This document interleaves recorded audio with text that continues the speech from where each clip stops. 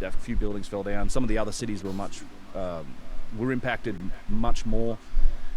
And then they had these rains. They had these floods, which were almost unprecedented floods in that region. It just poured down, and there were people that died in Schönlerfe purely because they didn't have anywhere to live, and they were in these tents, and they got sort of washed into these alcoves and carried away in these floods, and a bunch of people died. So it's like, man, and all this happened within the couple weeks, and I guess around the month leading up to it. So we were like, geez. Are we going to do it? And he was like, yeah, we can do it. And we sort of reassured the people that were coming with us, we can make it happen. And we did. Unfortunately, obviously places like the museum, they have this wonderful museum in Schönlerfe where a lot of the artifacts from Göbekli Tepe, Karahan Tepe, like all of the recent archaeological finds there are housed in this museum. But they had to evacuate it because of the floods. They basically boxed up, I don't know, like 100,000 artifacts or something and shipped them off, so we couldn't get into the museum. But also, as a consequence, it did make the place green. Like normally, if you see pictures of that region, it's brown, but we were there. It was just breathtakingly beautiful. Like these limestone hills were just breaking out in wildflowers and grass, and everywhere we went, it was just gorgeous. And of course, the sites there are just incredible. They go back forever. There's Göbekli Tepe, which was everyone, I think, who is interested in this field should know something about Göbekli Tepe. It's the site that was. It was originally discovered in the 1950s, I think. There were some farmers, or they saw the tops of what had turned out to be these big T-pillars sticking out of the ground on this side of a hill. I think it translates to pot-bellied hill in that language. And they sort of dismissed it as being, they thought, well, no, this is a relatively modern cemetery or something. Like it's not a... it's not, the stonework was too good to be considered very ancient. And it wasn't until the mid-1990s when the German Archaeological Institute and Klaus Schmidt, who sadly has passed away since then, began to excavate at Göbekli Tepe. And that's when they found, okay, yeah, so this is actually tremendously ancient. It does have some very unique stonework, including megalithic work. You've got, T-pillars that are 18 feet tall and 20 plus tons. And it's a very large site. It's all of these stone circles, these pillars that are encompassed by more of a loose or a rough stone walls, and it spreads out. It's quite large. There's a number of them. They've only excavated maybe 10% of that site, and it shook the world up because they based on some of the material that they found in that dig, they pretty much conclusively dated that thing to about 11,000 years old, which is much older than any previously recorded, evidence of civilization or of this type of occupation. So going there was a really interesting experience. People have said for a long time that it was deliberately buried. The work and the research and the science on this is slowly changing. They're starting to move away from this idea that it was deliberately buried. It may just have been layers of sediment that have built up over time. There might have been some periods of burying. In fact, if you tried to bury it deliberately, it would have taken years and years and years. It's a huge site. But what was interesting to me, researching this site, is that if you look at the picture of, this is a good picture of it. I have some photos too, but this works. Is that you have two styles of architecture here. You have the megalithic work, the T-pillars, and it's not just the pillars here. They would actually cut down to the bedrock. You see that area around the T-pillars? It's when you go there, it looks like cement. It's not cement. It's actually I believe, limestone bedrock that they've lapped down to be flat. So you have these huge, big flat areas, and they inset these stones into them, or some of them are set up on pedestals like that central one. And these T-pillars are, a lot of them, they're not all complete. They're some of them are broken. They have the most amazing high relief artwork on them. By that, it means you're carving away the negative space to make the figures and the symbols pop out at you. Like right. Yeah, and and that's a good example of that image there of that one stone. Yeah, if you look at that, so you see how the walls around it kind of encompass those stones. Mm-hmm. Like they actually cover up some of the features, and you can clearly tell the walls seem like they've been built to reinforce these stone circles, to sort of preserve them almost. And looking at the walls, and this is also true at another site we'll talk about, Karahan Tepe, inside the walls, there's actually pieces of broken pillars have been used as material in the building of the walls. And the material or the organic matter that they've used to date the site to give it that 11,000-year-old age came from inside these walls. So it's like, to me, I look at that, it's two different architectural styles. I think it is potentially indicative of two entirely different periods of occupation and building, because these walls are quite primitive. It's local stone, and they're actually using pieces of broken pillars, which means that those pillars could have been there for who knows how long, actually fallen over. Some of them might have broken, and they've been encompassed and used in these walls that were then used to sort of resurrect or renew or renovate the site and protect these pillars. So do we know if it's 11,000 year old? I think that's kind of the earliest date for it, the youngest date. It could be vastly older than that. We really don't know. And you said there's a bunch of this that's still under the ground? Heaps of it, yeah. So they've kind of excavated on one side of a hill, and that's where the UNESCO, like the World Heritage Site, is now. Mm-hmm. They've put a big cover over the top of it. It's actually great. Like, yeah, see the walkway there? There's this big. They want to keep the rain off it. I think when it does rain, if they left it out in the weather, it'd just get really muddy, and it'd just wash away a lot of the sediment. It's a great way to view the site. It'd be lovely to get down in there, but they get a lot of traffic. Like, this has become a major tourist attraction for that part of Turkey now. A lot of people want to see this, and they've built a big visitor center, and so it's a nice way to view the site. And if you have a camera with a zoom lens, you can kind of see a lot of the detail. Oh wow, that's incredible! That negative relief. Yeah, the high relief, and there's lots of interesting studies that have been done on Göbekli Tepe. Martin Sweatman, who I've talked about, he was presenting at the Cosmic Summit recently as well. I've talked with him on my channel. He wrote a book called Prehistory Decoded, and he contends that Göbekli Tepe is something of a celestial calendar. He uses a method of statistical analysis that shows that it's extremely likely that's what it is. He's looking at the figures relating to precession and constellations in the sky, and that it, when looked at through his analysis, it seems to mark interesting events that we know sort of happened, like periods like the Younger Dryas, because this site dates back to the Younger Dryas. And had there been this comet or these impacts or these fragments of things coming from the sky, that's probably something they would have noticed. He wrote a whole book on this. It's a very interesting theory. He gets attacked pretty hard on the basis of it, I think, from a lot of people that don't really understand the nature of statistics and how that works. He actually wrote there's a peer-reviewed paper that you can read if you're interested in kind of diving into his research or his detail. There's other studies that have been done also that are interesting on the geometry of the site. So there's not only do you have you have these stone circles, which the circles themselves, and this is true also at Karahan Tepe, have interesting alignment. So they align to, a lot of them may well have been used as solar observatories or potentially lunar observatories. So there's alignments on the site that point to significant periods like solstices, equinoxes, lunar events. But there's actually a geometric arrangement between the circles themselves at Göbekli Tepe. So they form like equilateral triangles, I think. There's been some studies done that shows that there was a very deliberate layout plan of how these stone circles were formed. So it was fascinating, and not so Göbekli Tepe was obviously a highlight, but what I didn't know on this trip was the fact that I knew about Karahan Tepe, so that's another site that's nearby. It's actually pretty close. There was a site that was very recently discovered. It's an active archaeological site now. I believe the University of Istanbul is excavating there.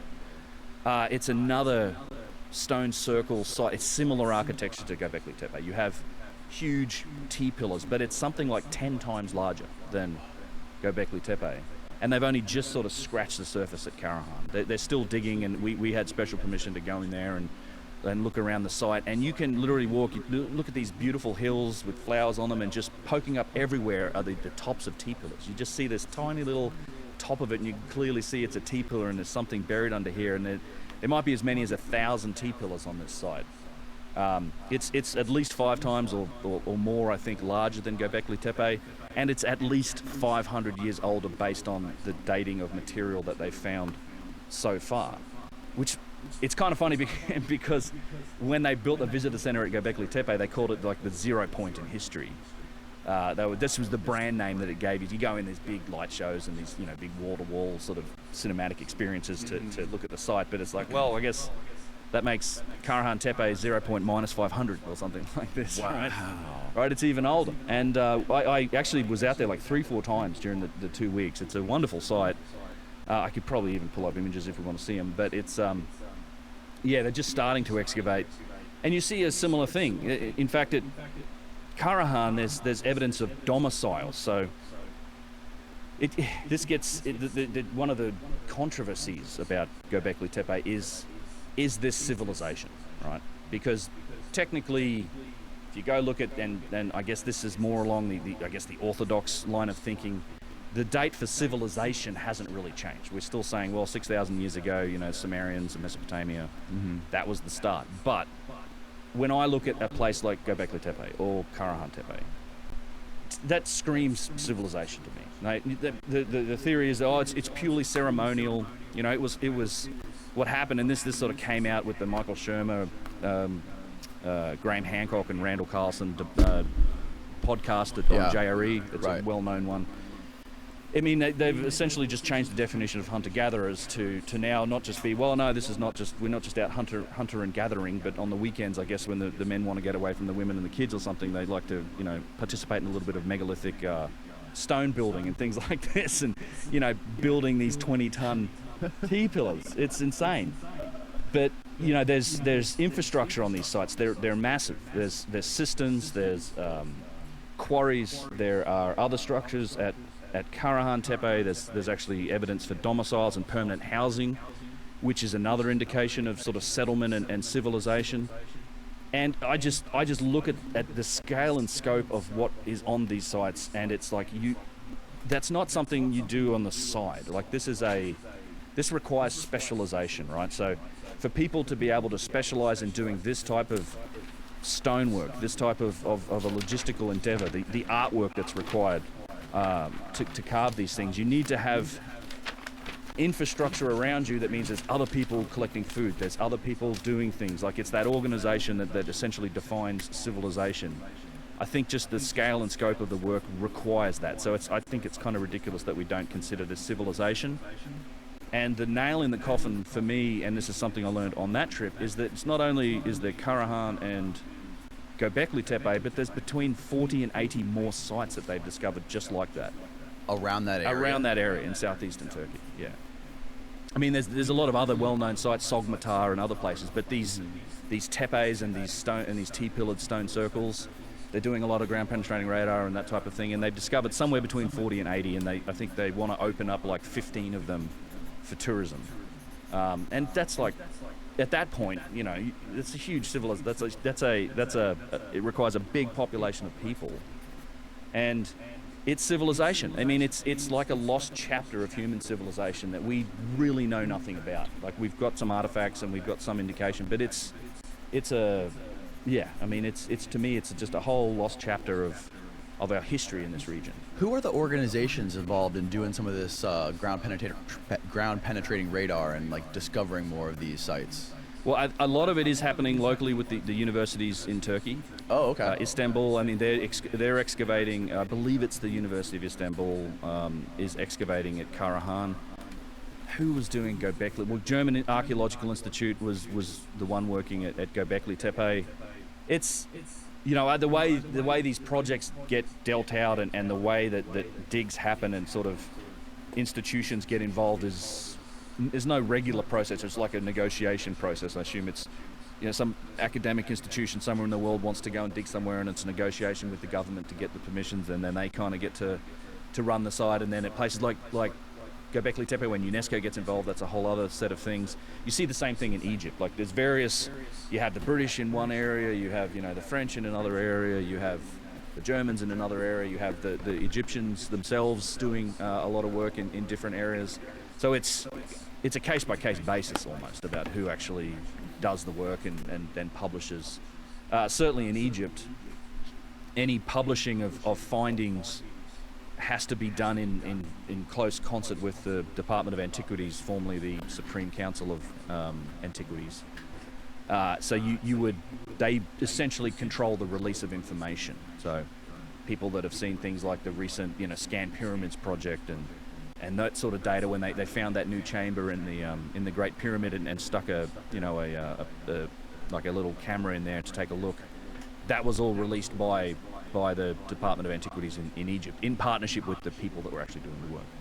When did they find a new chamber in the Great Pyramid? Oh, you haven't? It's been going on for a couple of years now. There's been the Scan Pyramids project is what it's called. They're essentially using muon cosmology, or it's basically cosmic ray detection. So they put all these sensors, and I've seen them a bunch of times because I've been into the pyramid over this period of time several times. And down in the subterranean chamber, there's like a rack full of gear, and there's these boxes up on the Grand Gallery and in the Queen's Chamber, like the parts that you can't normally get to, the average tourist won't be able to get to. You need to like book a special permission to see. There's a lot of this infrastructure, and so what they're doing is there's these cosmic rays and muons in this case are passing through. They pass through material, they pass through stone and everything like that. But there is a sort of a very slight difference when they pass through material versus a void. So they put these detectors in there and they leave them for a couple of years, and they've got them on the outside as well. So they're measuring it kind of from all these different angles, and putting all that data together and crunching it has let them kind of put together a rough picture of where they think there are voids inside the pyramid. Right, so these are like empty spaces, and one of them was a small empty space above the main entrance. So the main entrance is above where we go in today. So today, when you visit the pyramid, you go up on that north side, and you enter in through what's known as Al Mamun's Hole, or Mamun's Hole. It's supposedly been hammered by the Caliph Al Mamun, and he sort of hammered through the limestone superstructure of the pyramid, and he hit the junction between the ascending and descending passageway. Okay. But up above that, and you can see that in those chevron blocks. So the descending passageway actually goes all the way up to a doorway that's below those two triangle-shaped chevron blocks in that center top picture. Yeah, that one. So there's a doorway there. That's considered the original main entrance to the pyramid. Now, this was all in antiquity still cased over, so this wasn't visible. At some point, it was certainly opened in antiquity. Al Mamun wasn't the first one in there. But it's actually where the void is above that, sort of behind those chevrons. There's a small chamber, and they either drilled a hole or they found a space where they could stick a little tube in and then put one of those little snake cameras in there, and they had a look around. And sure enough, there's this space, and it was a big the scientists revealed hidden corridor. I mean, this is this little chamber, and it's got these chevron blocks. It's like those chevron blocks keep going back into the superstructure of the pyramid, and it doesn't seem to go anywhere. But we don't know that, because often some of these passages would be blocked up. That was certainly the case with the ascending passageway that comes off the descending passageway has these big granite plug blocks in it. But the really interesting part of this Scan Pyramids project is that they found a massive void in the pyramid. A really large void. Like, this is a tiny little space that they've looked at, but if you've seen the layout of the pyramid in the area above the Grand Gallery, it's kind of above and I think a little bit to the right. They've found indication for what is just a huge chamber. Now, it's something like 40 meters long. Which one is the Grand Gallery there? So it's that large angled piece on the right. See, it's the one that's just to the right of the King's Chamber. It's the angled down, like, I see tall. it. Okay, towards the top. Yeah. So it connects so the descending passageway is the passageway that goes down to that kind of isn't to scale, that picture. That's right. Okay. Not even actually. I don't know. That's not the architecture for the pyramid. That's Pharaoh Osmos. That's a completely sort of different. Yeah, that's not the actual pyramid. Okay. That's like, there's a lot of chambers that aren't there on that map. But it's a huge. Yeah, that's probably. That's a thick diagram. Yeah, this is probably a little closer to reality. I probably have a picture too, but there you go. Is it obvious to you when you go in the pyramids that these things were made for people to walk through? No, not at all. It doesn't feel at all that way. I actually think I don't think they were made for humans, put it that way. And I don't think they were tombs either. They certainly.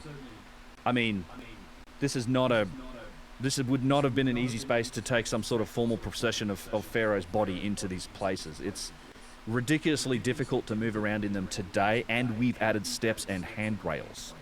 It's a difficult exercise for anyone. Just the passages are like 3.5 feet high and feet square, so you do this pyramid crouch thing. They're on a pretty steep angle, going up and down. The longest passage is like 300 feet or something, the descending passageway that goes down to the subterranean chamber. And it's quite an exercise getting out of there.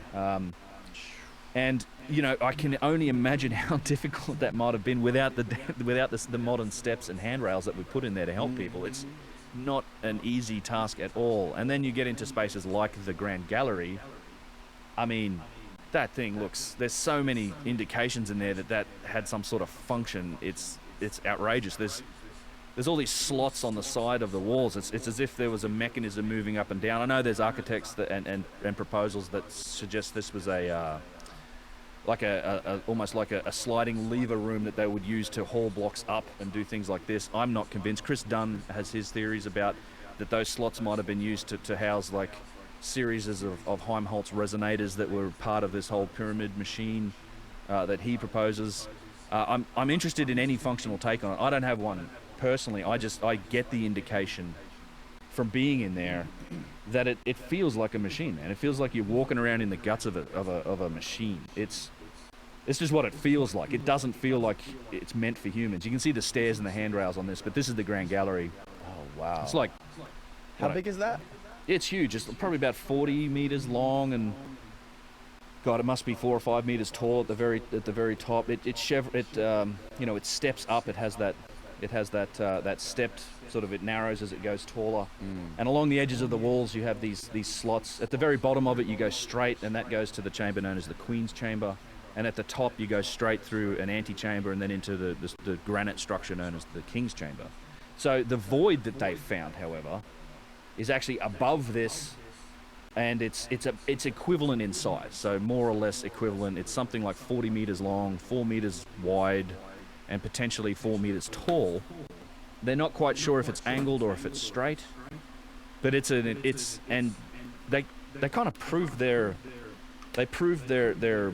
mechanism and their procedure with the first void. Like they did their scans and they said there's probably a void right here, and this one's right, you know, near the front entrance. And sure enough, they drill a hole in there, they stick their little camera in there, and like, there it is. We've found this void. So there's a very, very high likelihood that there's a void there. There's undiscovered chambers inside the Great Pyramid. So who knows what that will reveal, and I very much hope that if it is explored or plumbed, or they drill into it to take a look, that it's data that's shared with everybody, because it feels like this is, you know, everybody's history in this monument. Now, when you were at Göbekli Tepe in Turkey and some of these other sites, Karahan Tepe, are there any rocks or stones that show any of these machining marks that you found in Egypt? For all the time that we have been alive, the US dollar has been the primary currency, but that may not be the case for much longer. China is set to dethrone the dollar, and possibly much sooner than you think.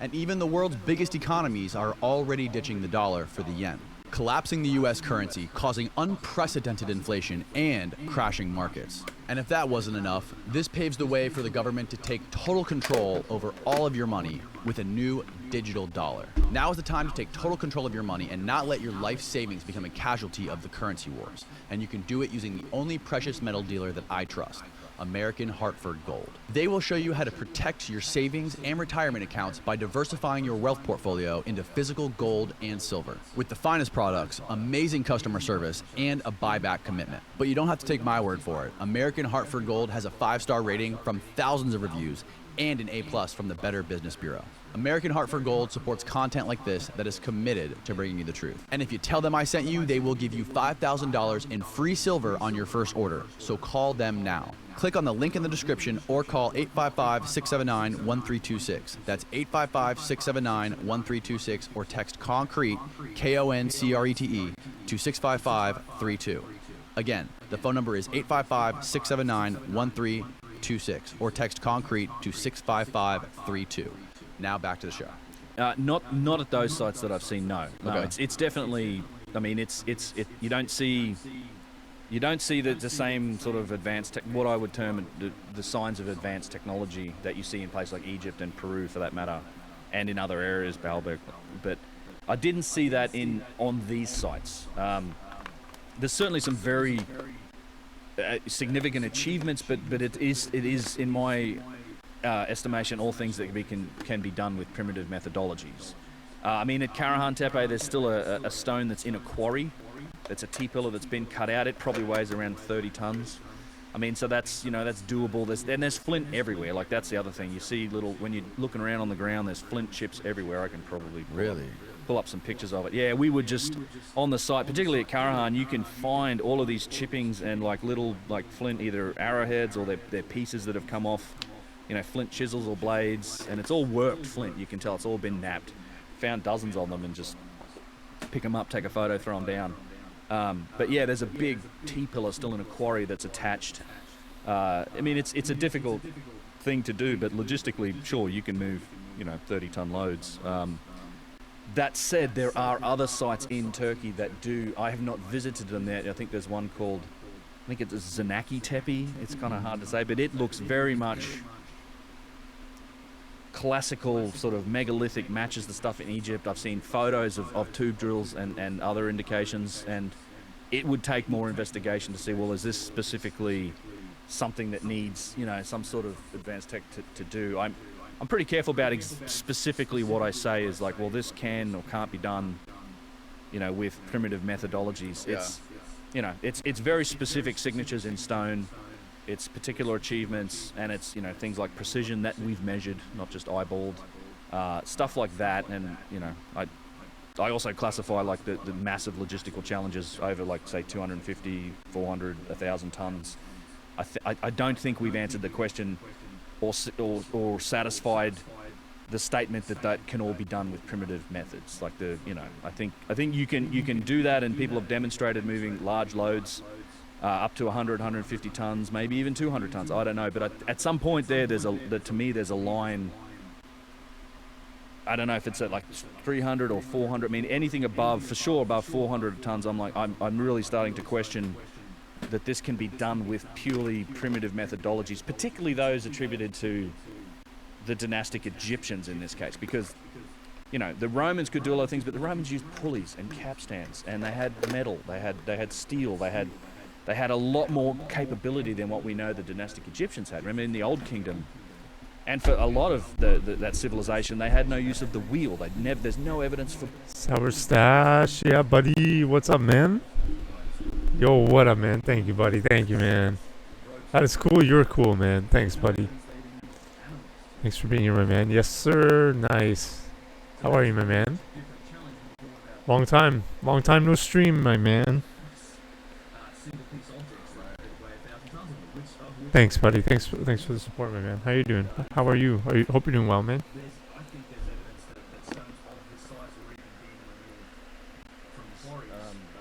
Prior to the pre-dynastic civilization, I think there's strong evidence for that at the Aswan Quarry. It's a new area of it that I... When was the pre-dynastic? When was pre-dynastic? So the give us like the rough timeline. Well, here I can actually show it to you. Okay, perfect. And Cleopatra was in the most recent. She was the last. She was the last, right? And I don't remember where I saw this, but Cleopatra is actually closer to us than to... Oh, thanks, man. Thanks, buddy. Yeah, so this here... Come on, man. Thanks, homie. Great to see you again, man. A little earlier than... Great to see you again, dude. BC, so around 3150 is more or less the date where you have Menes, the first pharaoh of the first dynasty. So like 5,000. Dude. Yeah, a little more. I lost a lot of strength, though. If you look at my bench press, I now have like 115 pounds on the bar, and I'm doing 38-pound dumbbell curls. Yeah, it was, man.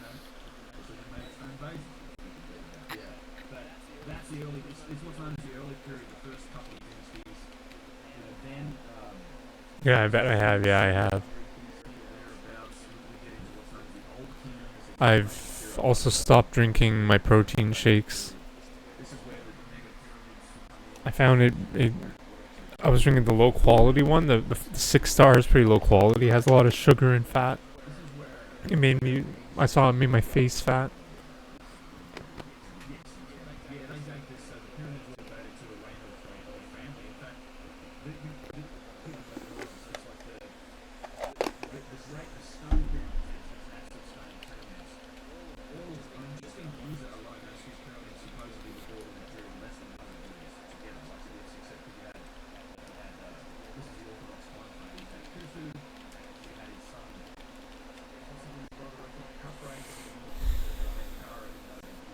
There's like a shop.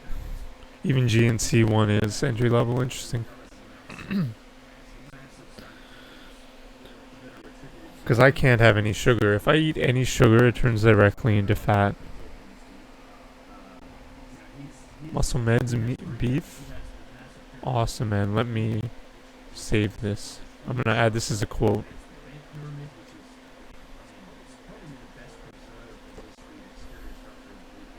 Doesn't have any. Nice.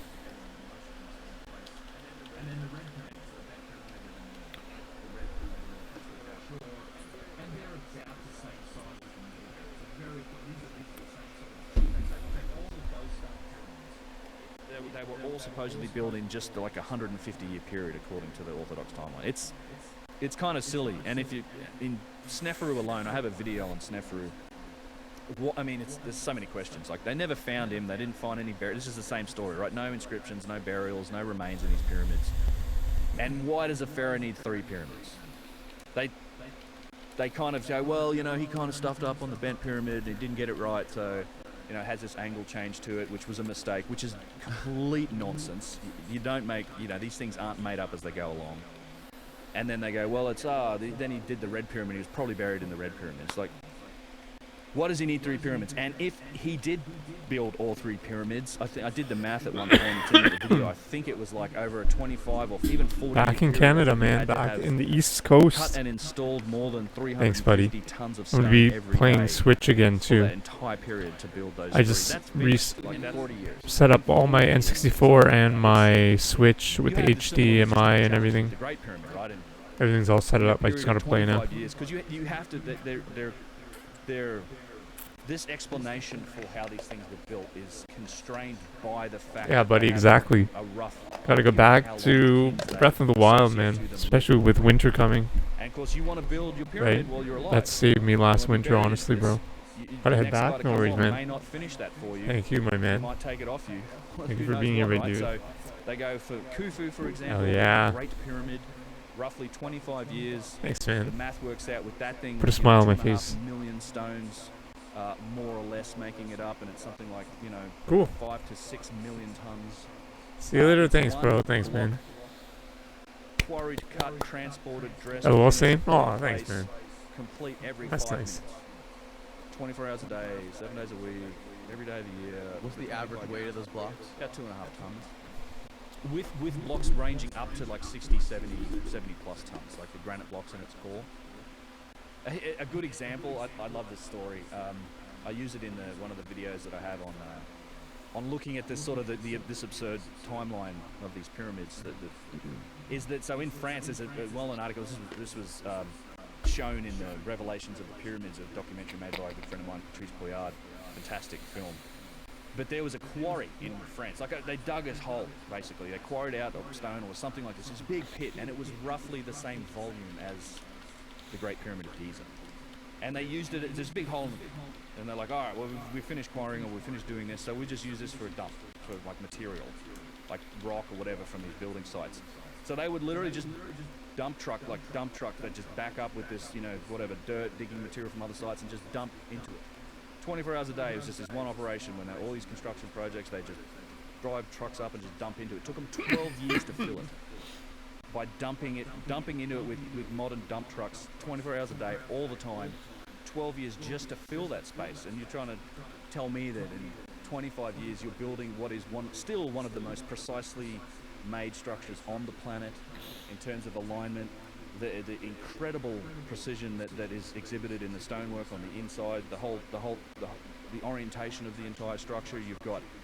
And not included in that figure, by the way, and not for nothing, is the bedrock. I mean, you've probably got years of planning, right, just to survey it and plan and design this thing.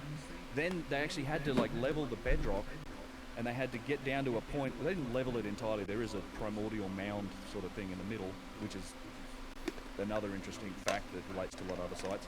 But it sits on tiles. There are foundation tiles around this pyramid, some of them weighing 200 to 250 tons. A lot of people walk up and look at the pyramid, but make sure you look down at your feet. You're walking on something that was constructed before they ever laid the first stone down to build the pyramid. So all of that's probably taken years as well, and then you've got to go through this process of actually constructing the thing.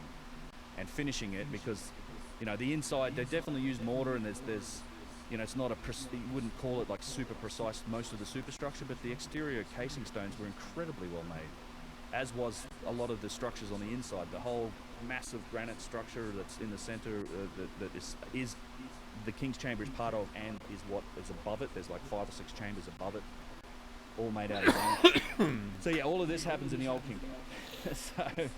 So you go from there. You have these intermediate periods. They're essentially periods when there's civil unrest, or there's disconnection between Upper and Lower Egypt. There's something happens to disrupt the kind of the unity of Egypt. The Middle Kingdom runs from dynasties 11 to 14. Another intermediate period, the New Kingdom. That's a relatively famous period. You have guys like Ramses II, Merenptah, Seti I, notorious pharaohs. And this is actually an age of great power for the dynastic Egyptian civilization. They were very rich, very powerful during this period. Another third intermediate period, you have a late period. Then you have what's called the Ptolemaic period, which is essentially the Greek-Roman period. And then the civilization, as we know it, comes to an end with Cleopatra, who famously commits suicide around 30 BCE. So, yeah, that statement that she's closer to us than to the building of the Great Pyramids is true. Like, it's what, just under 2,000 years since Cleopatra killed herself, but you have to go back, 2.5 plus, like 2,700 years almost to the building of the pyramids. So To the official building. and that's the official date of the pyramid. Right. Which people have speculated, you've speculated that it was a lot earlier than that, right?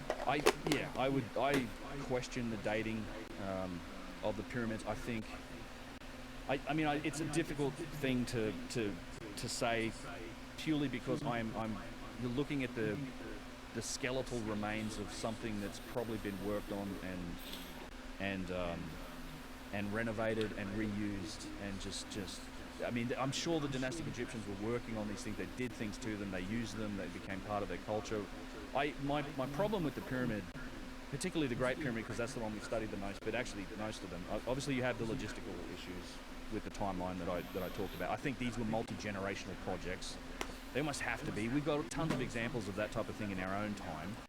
How long it takes us to build, the Panama Canal, or these giant projects. They're infrastructure projects. They take a long time. The problem I have with them is the precision and the knowledge that's encoded in them. Like, I think any honest analysis of the pyramids leaves you in a position where you have no choice but to reevaluate and rewrite history. You either end up, you go, okay, the dynastic Egyptians built them, right? Fine. In that case, they had far more capability, right, and far more knowledge than we've ever attributed to, right? I think I've talked before about the fact that you have the dimensions of the Earth encoded into the pyramid, right? It's essentially a scale model of the northern hemisphere. There seems to be specific information about the fact that the Earth's an oblate spheroid, that it's longer around the equatorial circumference than it is the polar circumference. Right. The grid of latitude and longitude, like that ratio, of the fact that we're slightly longer east to west than we are north to south. That ratio, if you knock it out on like a grid of latitude and longitude, those squares, they're not really squares, they're rectangular. Because the way the Earth's shaped, the latitude lines are shorter than the longitude. That's right. So if you take a square unit, basically out of the Earth, starting at the equator, it would be wider than it is tall. And That's if right. you scale it down, it is like within inches, the exact Yeah, I size. have it here. Let me grab it here. Pyramid stuff. It's actually called. This is it here. So it kind of starts here. This is where that ratio is encoded. It's in something Okay, called right. a socle, Yes. which is essentially a cubit high. It's like a little think of it as like a little platform the pyramid sits on, which gives you two ways to measure its perimeter, right? You can measure the perimeter based on the perimeter of the socle or the perimeter of the actual pyramid, and then. So this is exactly what you were talking about. So 1/4 of 1 minute of latitude at the equator on the Earth is 3,022.9 feet. A quarter of a minute of longitude is slightly longer at 43.5 feet. And then so the perimeter length of the pyramid without the socle is it's like what 0.2 of a foot off, and this is 0.1 of a foot off, being exactly that same ratio. So you have latitude and longitude. You have the dimensionality of the planet. This, which is again, Randall mentioned this the other day. It's we didn't really get an accurate understanding of that until we had satellite surveys and we did space observations in the 1980s. And it turns out, because we had a much different idea of this before that time, and the more accurate we became, the closer we got to the pyramid numbers. You know what I'm saying? Like we started to learn actually the pyramid very accurately encodes this data. You have some other things on the pyramid, like it has that ratio of 432. This is one of those cosmically significant numbers that's in that pantheon of very interesting astronomical numbers, and it's at a scale of 42,200. It essentially replicates the Earth. You multiply the height of the Great Pyramid by 42,200, you get the polar radius of the Earth. You multiply the base perimeter of it by 42,200, you get the equatorial circumference of the Earth. This was coming up a lot yesterday with Randall when he was explaining this plasmoid generator type thing and how the dimensions of the tubes and the sphere and the thunderbolt generator it starts at 4 inches, then it goes to 3, then it goes to 2. Yeah. That is used like throughout that whole mechanism, which is... Yeah, there's a lot of these numbers tend to repeat in lots of different ways, and Randall's a complete master at showing it all. But that's why I say that I think, other people have argued that the speed of light's encoded in it, and there's obviously all this precision stonework in the pyramid. So, it's a logistical achievement like no other that wasn't equaled until relatively modern times. I mean, so I think under either case, so either the dynastic Egyptians built it, or they didn't, right? So it's either one or the other.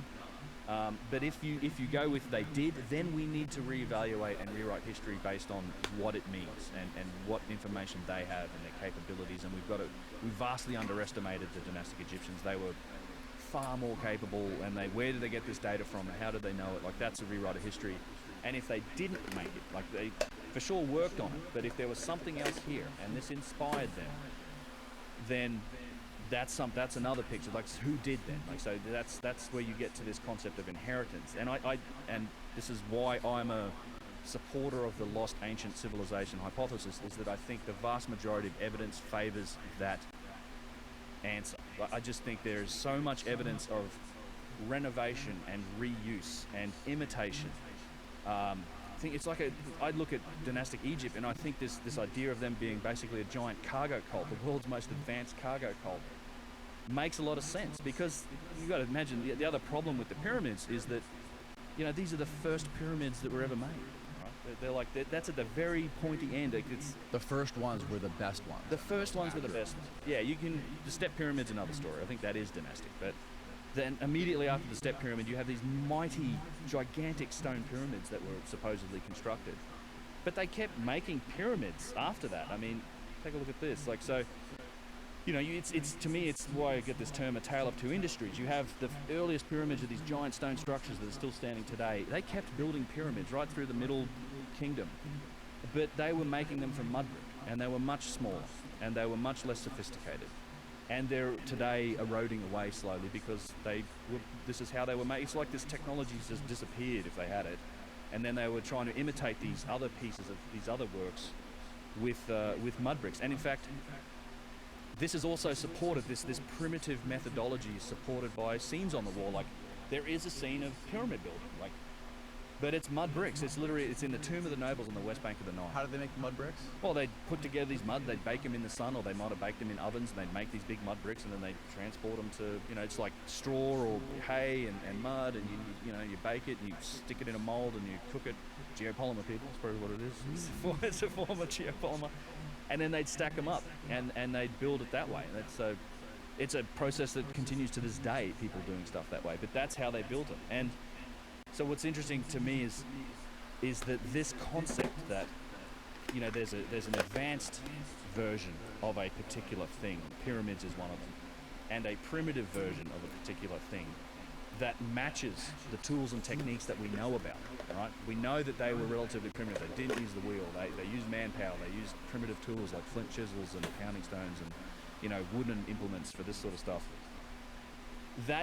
and there's scenes on the wall that support it, right? So they showed us how they did it. That exact set of circumstances exists not only for pyramids, but it exists for vases, for columns, for boxes, for slabs. There's an advanced and then there's a primitive version of that, and I've been slowly trying to document that in detail over the last couple of years and look at each category of these and say, okay, so what matches the tools that we know they could use and the techniques that we know that they used and the stuff they drew on the walls that showed us how they did it versus the stuff that isn't explainable via those mechanisms. And so that's why I think when you look at these advanced things and you look at what the dynastic Egyptians are doing and you look at their own history and what they say about their past, all of a sudden this idea of inheritance, and a longer timeline, the fact that maybe they got a kickstart, when they finally came out of that Neolithic or Mesolithic Stone Age and they began civilization, they had enough people and they could organize and they might have started with all of these artifacts and objects.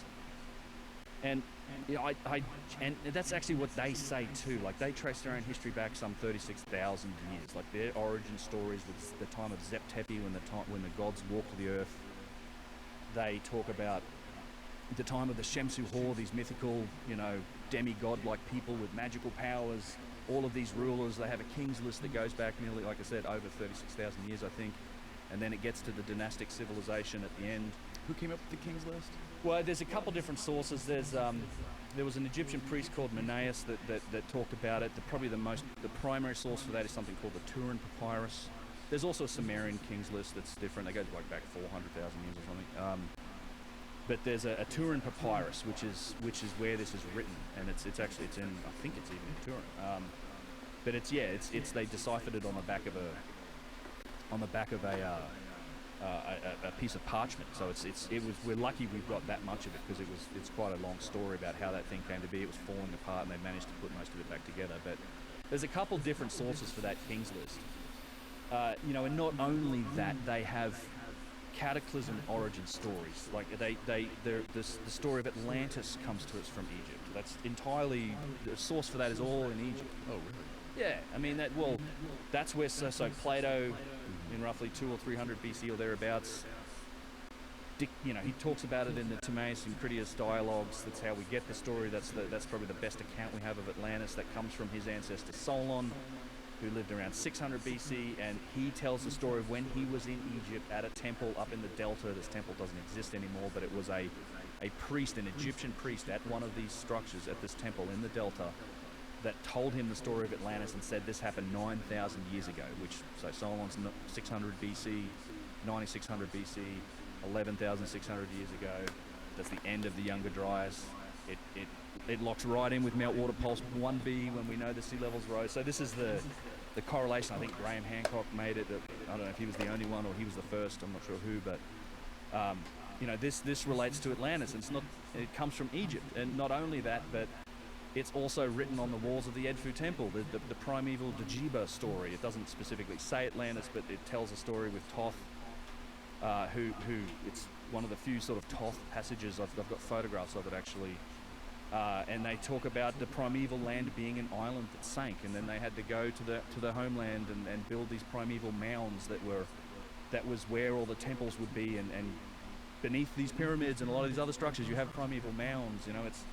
There's a lot of correlation to this concept of a lost civilization. Call it Atlantis, call it whatever you want, but that's why I think all of this evidence makes sense. So the Egyptians are connected to it. We've got the evidence of the artifacts for it. And then I think you're also, with the Egyptian iconography, you're looking at that as well, because I do believe there is plenty of evidence that suggests a lot of these statues, not a lot, but certainly several of them, and certainly the very large ones, required significant technology and were beyond the capabilities of what we know about the dynastic Egyptians. So when I make the case for symmetry and precision in these statues, it's a question I sometimes get. It's like, well, how come, if you think these statues are so old, how come they look like Egyptians or dynastic Egyptians? And I think it's the other way around. I really do. I think the dynastic Egyptians modeled themselves and their culture after after the stuff they inherited. It's that classic iconography of what we look at and we go, that's a pharaoh. You know, that's if you had inherited that. There's the poem Ozymandias. Was it Percy Shelley who wrote it?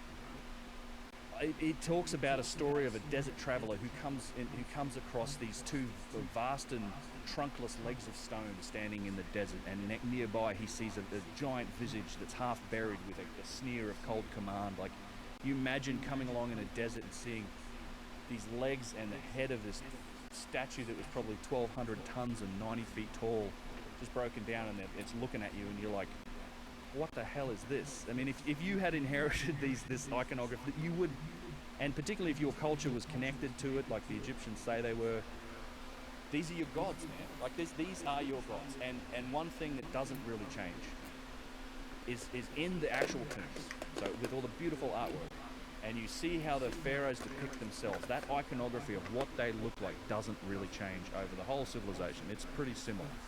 And they always depict themselves as being amongst the gods. Pharaohs were considered god kings, right? So it's, and then generation after generation after generation, they get more powerful and more arrogant, and the hubris of it. So they would start to believe it, I guess, or start to claim these statues. Now, this is me. I'm going to write my name on this statue. I'm going to carve my name into it. And then, you know, this is kind of what happens.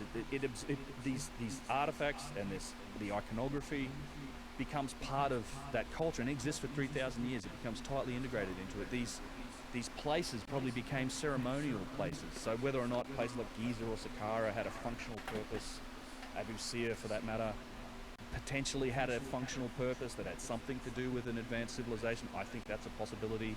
I think it's worth investigating.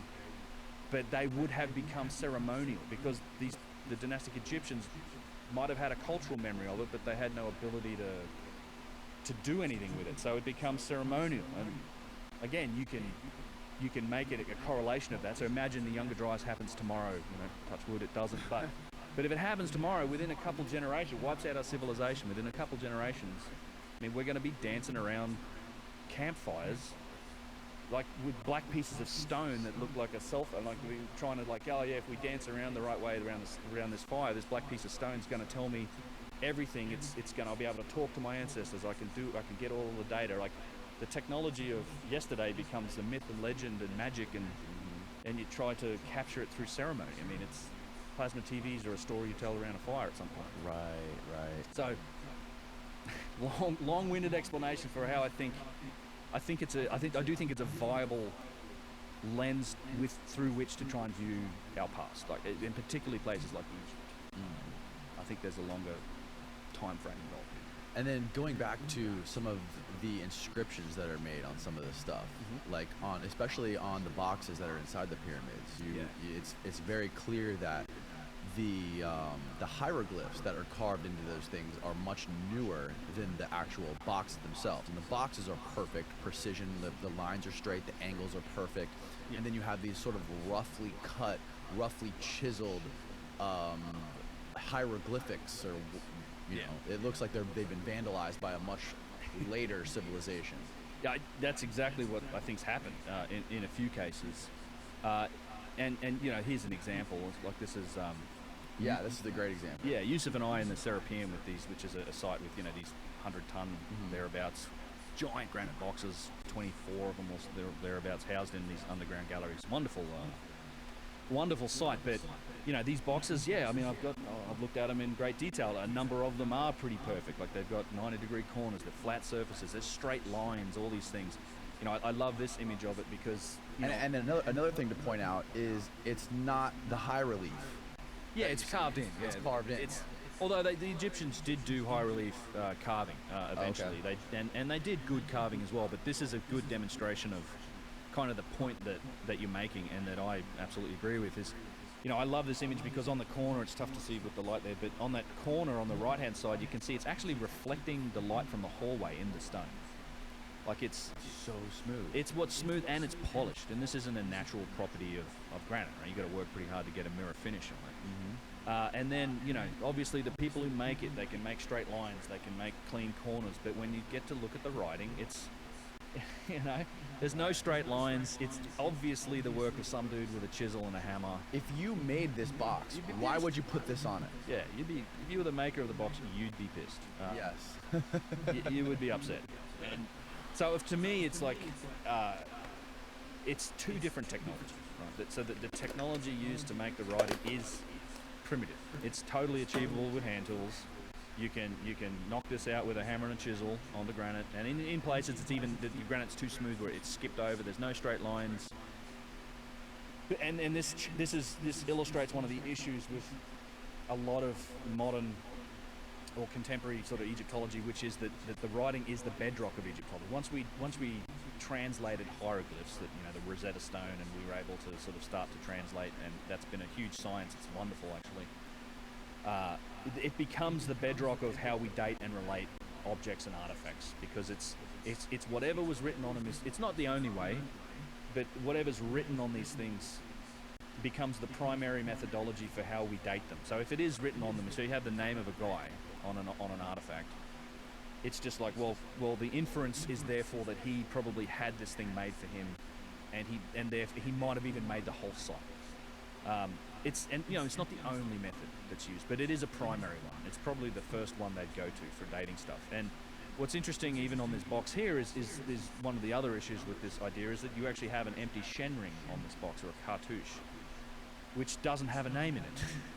So it's all carved up, and there's an empty Shen ring in here, and all you have to do is imagine that there's the name of a pharaoh in this Shen ring, and then the history books would say that it was this guy that made this box and probably this whole site, and that's how the whole story of it, that's what ends up in a history textbook. Yeah. But it's empty, and we don't know whose name was going in here. I suspect it was whoever was going to pay the priests that ran the place the most, because this box was probably being sold for dedication. Right? This is the priests ran this site. We know there were all over the Serapeum. There's there's little indentations on the walls that have, there were these little limestone or granite steles that you would put in there and have a dedication to yourself, and this was a service was being sold by the priests that were running the place. Like, right. It's one of the issues with it, and it goes further. Once you start to see this dichotomy of technology between the artifacts themselves and the writing, you start to see it in a lot of places, and this is a great example I like to show people. Yeah, it's a Hyksos Sphinx, but you can see that the ribs are kind of being shown up by just the light almost is being used, to the reflection, to show that the rib line on this thing. But then you take a close look at the hieroglyphs, and they're just crudely chiseled. Like, it's, you see the hammer marks, you see the fact that it's done by hand. And here's another key indicator for me: the hieroglyphs are never polished. Right, so the rest of the stone is polished, and there's obviously, it's not all flat surfaces and easy polishing. There's lots of interesting and tight sort of parts of the stonework that were polished, but the hieroglyphs are never polished. So, for example, if you look at some of these incredible statues that come from the Old Kingdom, you have the top of the chest, the clavicle here is all beautifully done. You have the fingernails, the cuticles, the insides of the fingernails. All of that stonework's polished, right? This isn't flat surfaces. So they were capable of polishing stone. Whoever built this statue could polish stone in whatever form they wanted to. There's dust all over this statue, but it is polished. And, you get these beautiful examples of knees. Like, this is one of the best knees in stone. I mean, this is granodiorite, not for nothing. But incredible musculature and bone structure. Granodiorite? Granodiorite. Granodiorite. How hard is that stone? Slightly harder than granite. It's like a mixture between granite and diorite. And what is the hardest stone on Earth? Diamond. And diorite's how far? Diorite's like a 7.5. So diamond's a 10 on the Mohs scale of hardness. Things like hardened steel might be a 6.5, and granite can be a 6.5 to a 7. Some are diorite and flint, and some of the other harder stones, either porphyry or dolerite can go up to like 7.5, 8. Okay. Corundum, topaz, things like this are a 9, and we have artifacts made from things like corundum that they were shaping with a 9. I mean, and copper and bronze are like 3 and 4. These are marble's like a 3. Calcite's like a 3. This is why a lot of sculpture's done in marble these days. So the Statue of David, is that marble? Yeah. Yeah, marble. It's much, much, much softer than this stuff. Like, incredibly. Yeah, if you're a modern sculptor, you ain't working in granite just because. Like, it's not a good choice. Like, you're going to burn your tools out. It's going to be a nightmare. Right. Modern sculptors will know this, but yeah, the point is that again, even with decent hieroglyphs like this, you know, it's not polished, right? Even in the good hieroglyphs that are on the side of this statue, like this, the interior of the bird, not polished. The shen ring around the king's cartouche there, not straight and not polished. The lotus flower motif below it is polished. Like, so it's like when this is a different. This was done with a different technology, potentially done at an entirely different time. So it's difficult to say then that the writing is how we can date and relate this artifact into the story of history. It's entirely possible that this was inherited, we don't know how old it is, and then somebody wrote their name on it later and claimed it. And in fact, we have evidence of that very thing. In fact, here's one more good example of the polish. I like this shot because it shows you the polished stone, and then you can see the chisel marks. This is all of this, these hieroglyphs. They're good, but they're all done by hand. And we know that the practice of writings of somebody usurping an artifact, Flinders Petrie called Ramses II the Great Usurper. He's one of the people think about him as one of the most powerful kings of ancient Egypt. But he was notorious for writing his name on stuff. This is an example here I can show you real quick. It's like that's the cartouche of Ramses II right here. This big guy here. It's carved in very deeply into. And I actually love this photograph. He's carved it deeply into what is a reused section of an obelisk. But look closely at the end here. Oh yeah, that bird? He's carving over the top of a pre-existing inscription. So you can see it here where he's blending in. They got quite good at like writing over the top and like blending in his stuff into a pre-existing inscription. Oh, wow. And I mean, there's artifacts with 2 or 3 or 4 even different pharaohs' names on them. And Ramses became notorious. He would carve his stuff really deeply because he didn't want other people doing to him what he was doing to others. But what I love about this particular picture is you're actually looking at 2 or 3 different reuses of a particular artifact, right? So this piece of stone was originally probably part of an obelisk, right? It's a broken piece of an obelisk. They had a place called Tanis, which is literally was forested with obelisks and columns. And if you've seen obelisks, the ones that have writing on them, the writing's vertical, right? It's not horizontal. It's vertical. Yes. When the obelisk is just standing up. Right? Yeah. So the writing on so this isn't original writing. So not only did this obelisk break, This thing was originally standing up vertical. yeah, it's a piece of an obelisk, most likely. Yeah. And so it was and they were reused. There's even like these walls that they built at Tanis.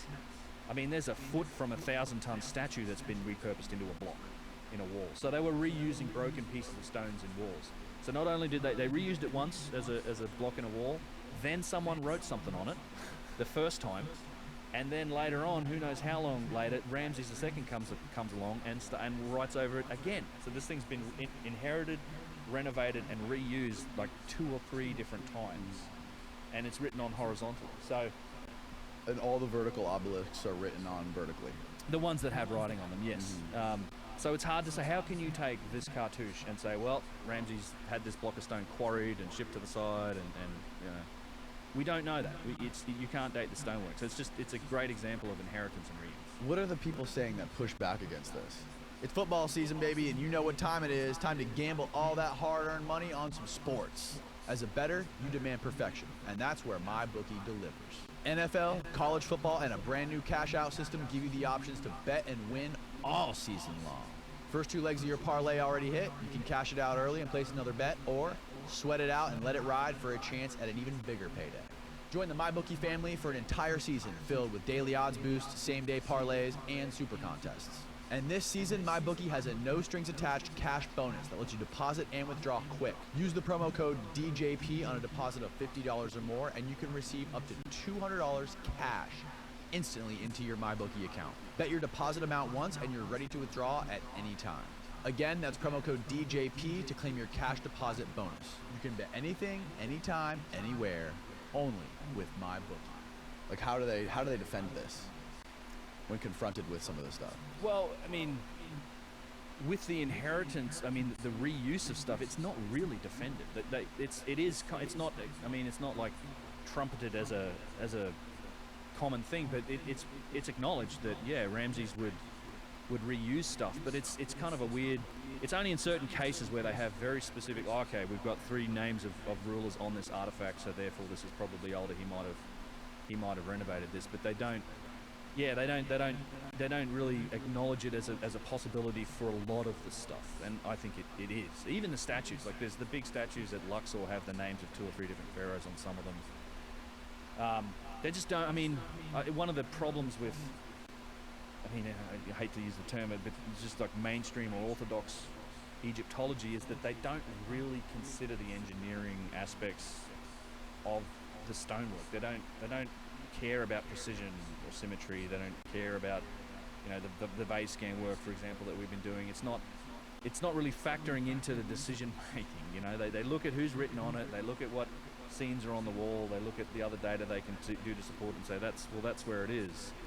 I genuinely don't know how they think about this. I mean, for sure they'd probably point to the fact, well, you know, you get the same sort of questions like, where are the tools, and you know, where's all the structures and all of that stuff. I think we're looking at some of the structures. I think we're looking through the lens of thousands and thousands of years of renovation, reuse, remodeling, and then thousands and thousands of years of destruction and quarrying, and you know, it's a really difficult picture to put together, particularly in Egypt, because it's, you know, people even within their own civilization they were reusing stuff, but who knows when it started, but they kept reusing and rebuilding and changing the sites, and then for thousands and thousands of years after, they've been used as quarries for stone. People take the stone and they chop it up, and it's all a great source for granite, you know. Even during the Egyptian civilization this was happening. Ramses II was quarrying granite from the Middle Pyramid at Giza to go use in some of his other structures at like Lisht and a couple of other places. And it's written on the wall at the pyramid. It's like, I am the quarry master for Ramses II, and we were taking the stone from here because he's the boss, you know. What was the original stone that was casing like the very outer shell of the pyramids? It was like a very white, shiny stone. Yeah, so it depends. There's the Great Pyramid and most of the Middle Pyramid was something called Tura limestone. Yeah. In fact, there's, you know, Mount Nemrut in Turkey is also made from Tura. It's a very hard form of limestone. And yeah, it's very white and pure. So it's not a local stone. They had to get it from a quarry a distance away. And who stripped all that off? Well, a lot of it was probably done started really with the Persian occupation, but everybody, right? Anyone that could. It wasn't so the pyramid. The story goes is that there was the pyramid had its casing stones. And they're locked. Like you couldn't get a bar in there to pry, and they're huge. You know, they're like 3, 4. Some of the casing stones are bigger than the other blocks, so some of those might have been 4 or 5 tons. Funnily enough, the Middle Pyramid actually has giant blocks in its construction too. Even on the outside, like 50, 60-ton blocks. But the story goes that I think there was an earthquake, and I'm probably going to get the date wrong. At the 400-ish AD, there was a big earthquake. It might have been even earlier than that. But it shook loose a couple of these casing stones. So it either tilted them or it busted one out, and a big shake-up, and some stuff fell off.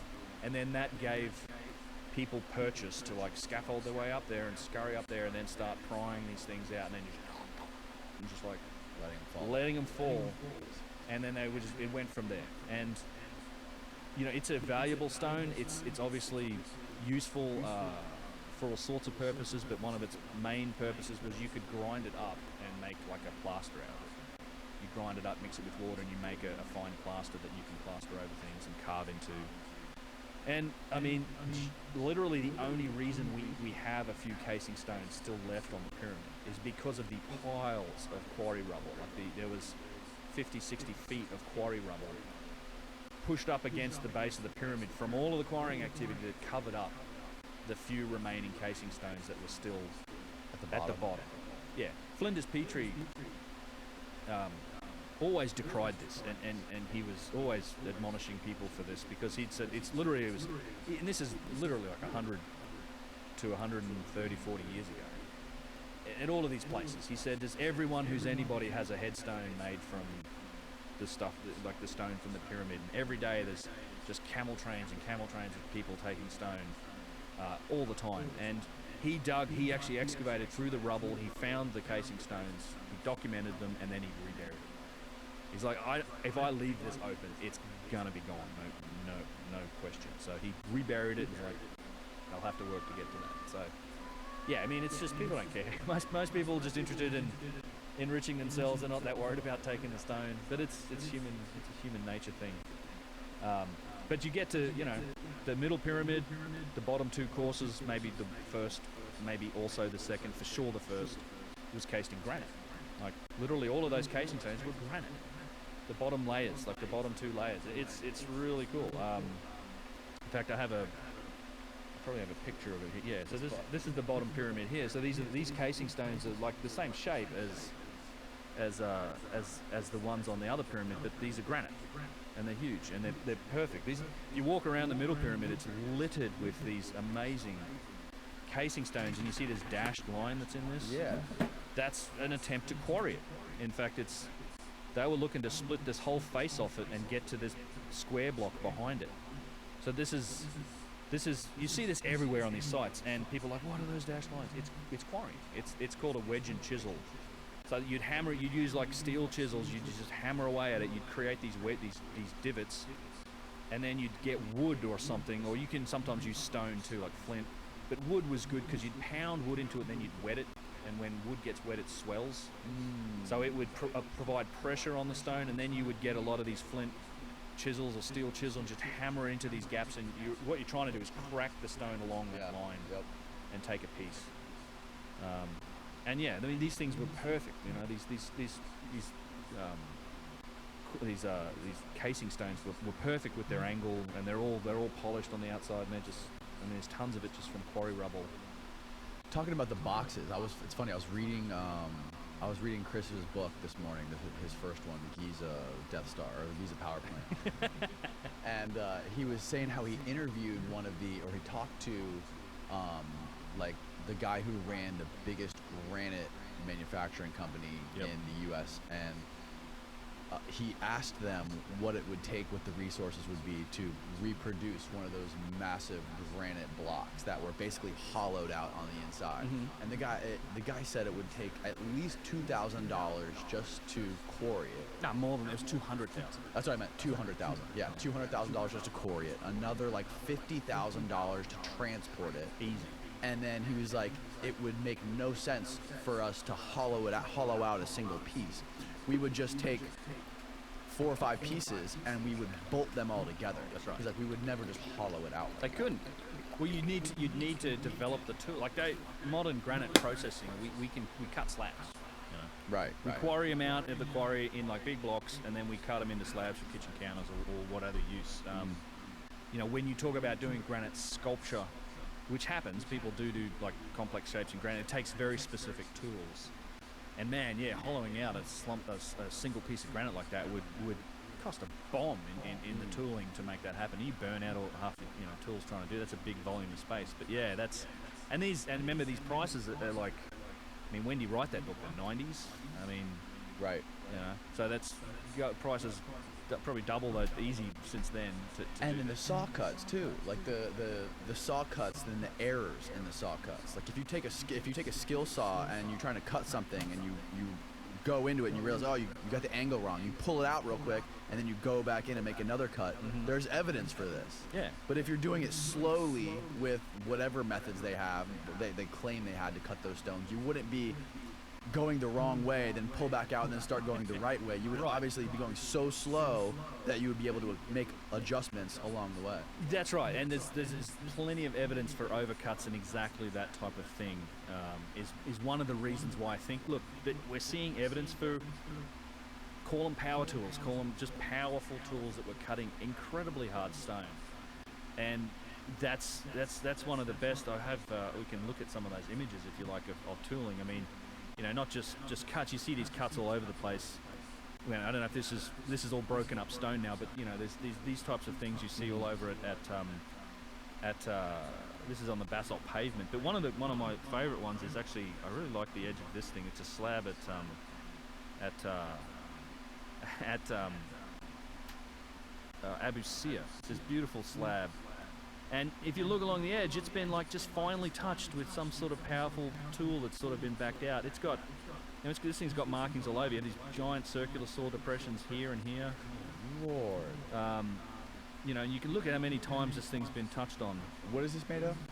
You know, this is, I think it's schist. I think Okay. it's schist, or it's blue quartzite maybe. It's a very unique piece. I'm amazed it's still there because a couple of people could probably move it. And it's just a remarkable piece of stone. Let's see where else you got there. So Juice is pointing out the big circular saw orientation. All the colours come out of it when you wet it. We usually wet this one and show people. And it was actually, so it was cut right through here at the end and then snapped off. You can see that on the end here. Cut straight through. You know, here's some other looks at the circular saw marks on this thing. Absolutely amazing tooling marks in this. And Perfectly straight. yeah, and you have, let me look, I think it's in statues. I want to show you the overcuts. Yeah, I mean, you have stuff like this, right? So this is at Karnak Temple. I just did a video on this. This is in an obelisk, and you literally have circular saw overcuts, and you know, you see them on statues too, but you can literally see on this one here where it was exactly what you were talking about. Like, Oh yeah, you see right there, yeah. it was reset, like the angle of the cut was reset. Yep. And it was some sort of giant circular saw because they start narrow, you know, they start here and they penetrate and they get deeper, and then they peter out at the bottom. Like the profile fits a big circular saw. And in fact, there's some more of these at Karnak, and I do this in the video, but I've plumbed them with like a key card where you know, you can show the depth increasing, you show the profile of a circular saw cut. Oh, really? Yeah, I mean, it's So the depth varies from the Yeah. middle being the deepest, and then it gets shallower towards the ends. yeah, I mean, this is a classic example of a circular saw cut. You see this here, right? I mean, it's just, it's hard to. They had straight saws too. There's I should say that it's not all circular saws. There was absolutely straight saws too. This piece is very interesting. This is at a place called Aberwash. If Chris Dunn does talk about this in his book, a lot of people talk about this. I think even maybe Petrie talked about it. But you see how it's you clearly can see the orientation of the saw, right? Here's the crazy thing to think about this piece. It's concave. See this line in the center here? You can actually see it here. See this curve? Yes. So it's shaped like this. It's concave. So it's cut this way, and it seems to have been cut this way. So it's not straight. So what I think you're looking at is a two-stage machining process here, where they cut, and this is where that concavity ends here. Like you can see, it gets deeper and then shallows out. Yep. So they cut it sideways through this, and then it's almost as if they ran a circular saw this way, and they just pushed the block through like this, so it was digging out that profile as it went through. But there's this, it's hard to see in the photos, but it's entirely there, and again you see the striations in the stone from the cutting mechanism. Right, the little grooves. This is in very sophisticated machining in stone. Like, I don't know what the purpose was for this, whether this was it could have been part of a box. They didn't cut all the way through the stone. I don't know. That's just good stuff like this. Yeah, like, you know, I mean, We're blowing Steven's mind right now. I mean, I've got endless examples of this, and I mean, I like this one too. Like, but you can see it's just been, and you actually look close to, you can actually see the striations, like the individual cut lines. So it gets really interesting with this because, you know, a lot of these saw marks, the basalt ones, and again, basalt being kind of as hard, if not a little harder than granite, are in what's this basalt pavement that's to the east of the Great Pyramid, and it's on the sides because they would finish the top and it was perfectly flat. In fact, it's a wondrous application of stonework, but over the years and millennia, it's been falling apart. In fact, they even built back in the day, they built a road. They had a road over, like they literally put down a road over the top of the basalt pavement. They've taken the road away now. But at the sides of this thing where it's falling apart, you can see where they were rough shaping the blocks, right? There was different types of tools, it seems to me. The quarry, there was like the scoop marks in the quarry, they were looking to remove stone quickly, and they didn't care, it wasn't precise. They're like scooping stuff out to get out as much material as possible so they can get the block out. Then they had the rough shaping of stone, where they were cutting out the kind of the general dimensions of the block, and we might be looking at that with this, where they're just cutting on the side, and okay, we want to get this down to this point. And then there was a capability to just perfectly finish the stone, like fine polishing, fine machining, doing those fine little touches to get those precision surfaces, and then a polish to make it kind of like that mirror finish. So there's different levels, and these were done in different places. And what's interesting with the stone cutting is that we don't have a good explanation for this. It's that there's tube drilling kind of falls under this too, but the stone cutting is like the explanation is that it was grinding with like a copper drag saw, you'd call it. Like it's like a V-shaped copper bar. You put sand and water and you grind and grind and grind. So you just sit there and grind and grind and grind. And the problem with that is that it doesn't leave. There's videos of this, right? Yeah. Trying to do this. Mark Lehner and it's I mean it's a good experiment. There's nothing wrong with the experiment. So Mark Lehner and a guy named Dennis Stocks. Mark Lehner's a famous Egyptologist. Dennis Stocks is an experimental Egyptologist who does actually do these sort of experiments, and it's great because we get some data from his work. But there's a few problems with it. One is it doesn't leave the same signature. Secondly, you don't get overcuts. You don't get these narrow cuts like these. Like you're not going to get this sort of stuff with that because it's V-shaped, right? And based on that data, though, from Dennis and other people, we have data on how long it takes to do this, and it's something like let's round it off and say I think it's a little tiny bit over, but about 2 millimeters per hour, right? With that grinding technique. Yeah, and that varies based on the length of the cut. Obviously, the longer the cut, the slower you go. So 2 millimeters, roughly 2.5 or whatever millimeters per hour. It's very, very slow is the takeaway. And at the same time, you lose copper. Like the grinding, because it's the quartz sand, it's doing the cutting, the copper's kind of, you could use horn or potentially even wood, but even using copper, you lose copper at a tremendous rate. So you lose almost as much, if not more copper than you're actually getting from cutting the stone. And it's a very slow rate. So with that slow rate, you'd have to grind away for hours to get these sort of overcuts that we see, for starters. So it's, and again, as you said, you're probably not going to make that mistake and sit there and keep doing that mistake for hours and hours to get an overcut. Like, all right, Johnson, you're in trouble. Like, and secondly, I have yet to do the math, but I plan on. I'd love to do this. I've said it a few times now, but I want to scale this up to see what is at an industrial scale. Can the stuff, because we know you can kind of calculate how many blocks, how much granite was cut. You can probably get to a rough figure of how much tonnage of granite, say just at Giza, or maybe just on the Middle Pyramid complex. I don't know. Okay. But Chris Dunn kind of calculated it. Just to give you an example, there's a box inside the Middle Pyramid, right? There's a box in the room, kind of like the box in the King's Chamber. It's a little bigger, a little longer, like maybe 8 feet long and 3 or 4 feet wide. And based on Dennis Stocks' experiments, purely to make the primary cuts on that block of granite. So soon you quarry the granite, takes God knows how long, but just to make like the north, south, east, west, top and bottom cuts, right, to shape the box. Using the data that we've got from guys like Dennis Stocks, would take something like 267 days of continuous grinding, 24 hours a day, just to shape that one box. And that doesn't include hollowing it out, because again, it's a single piece box, right? It's been hollowed out, it's been finished perfectly.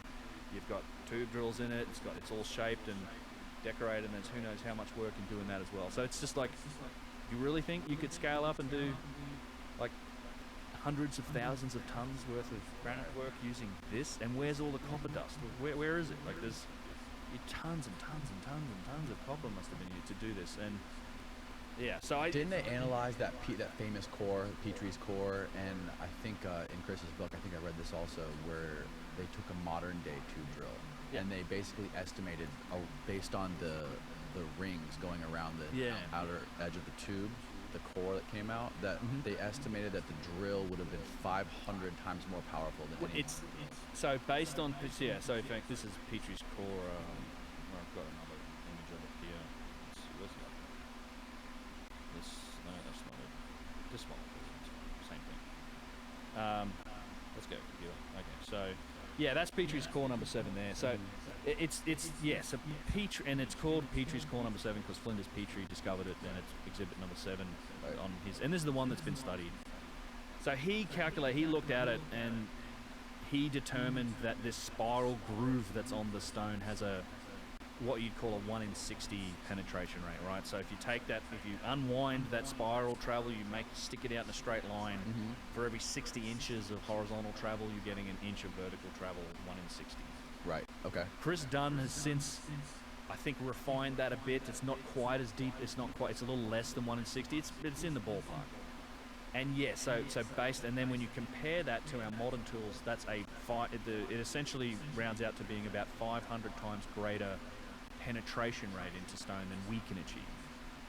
And that's not to say that it may have moved very slowly doing this, or our stuff spins really fast, so it's not penetrating it as fast per, you don't get a 1 in 60 penetration rate, but our stuff can still maybe cut the stone pretty quickly, but the actual penetration rate based on the motion of the drill isn't anything like what we're seeing in the stone here, which is crazy. And there are a number of these cores.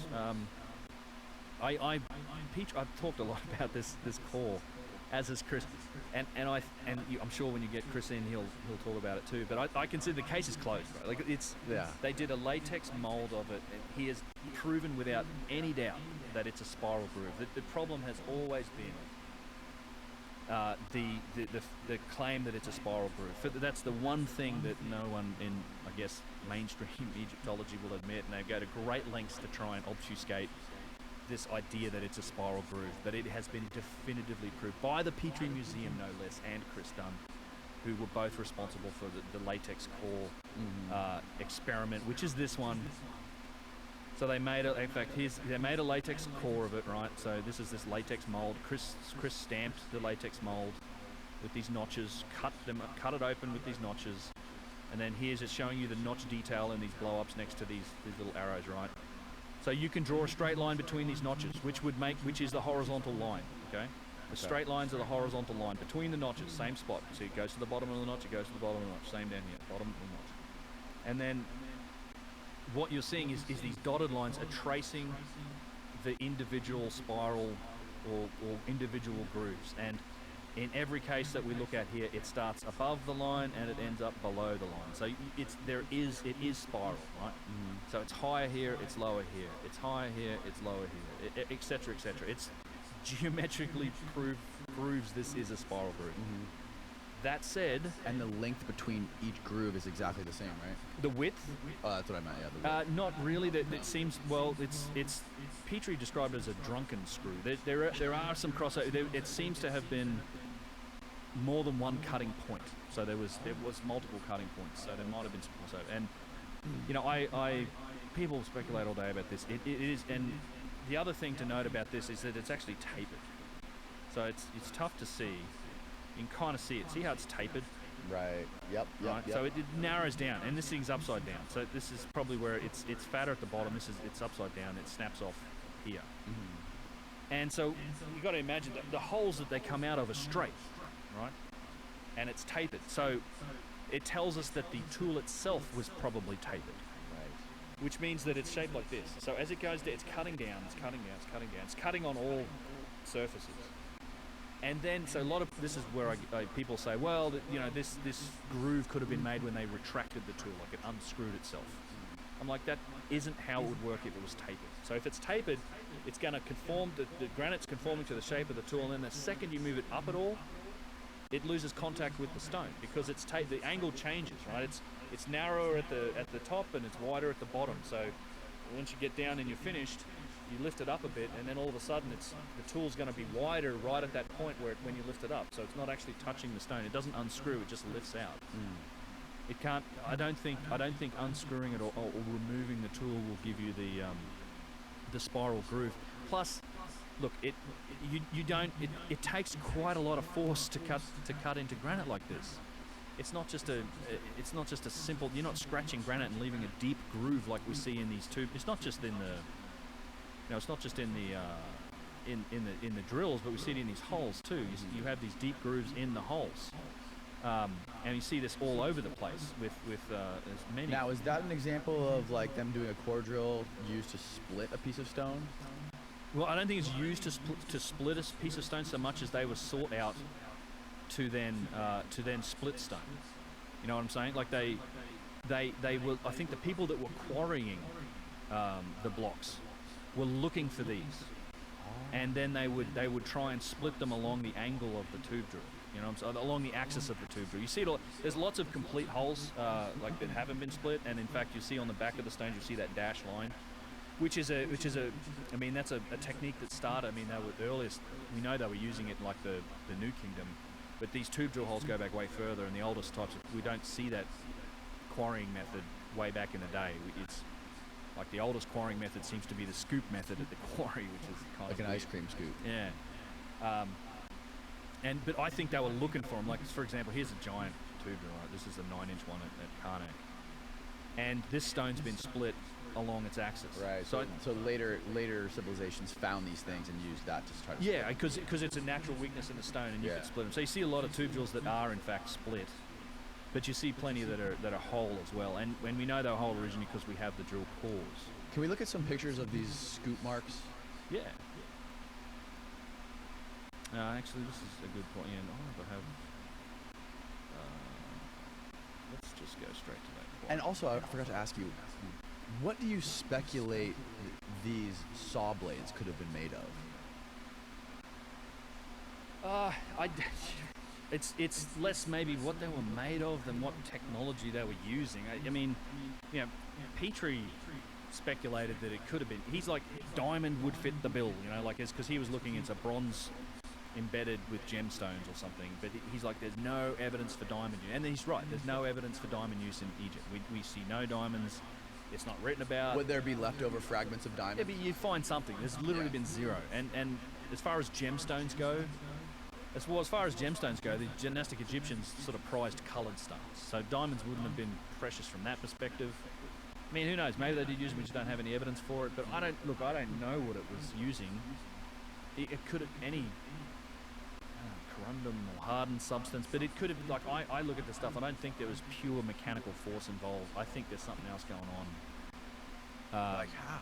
Well, that's the Could they have speculation. softened Right? the stones? There's who knows? Were they changing the molecular properties of the stone? Were they using ultrasonics? Were they? I mean, you have to go back to the legends. Plasmoids? Have you ever heard of?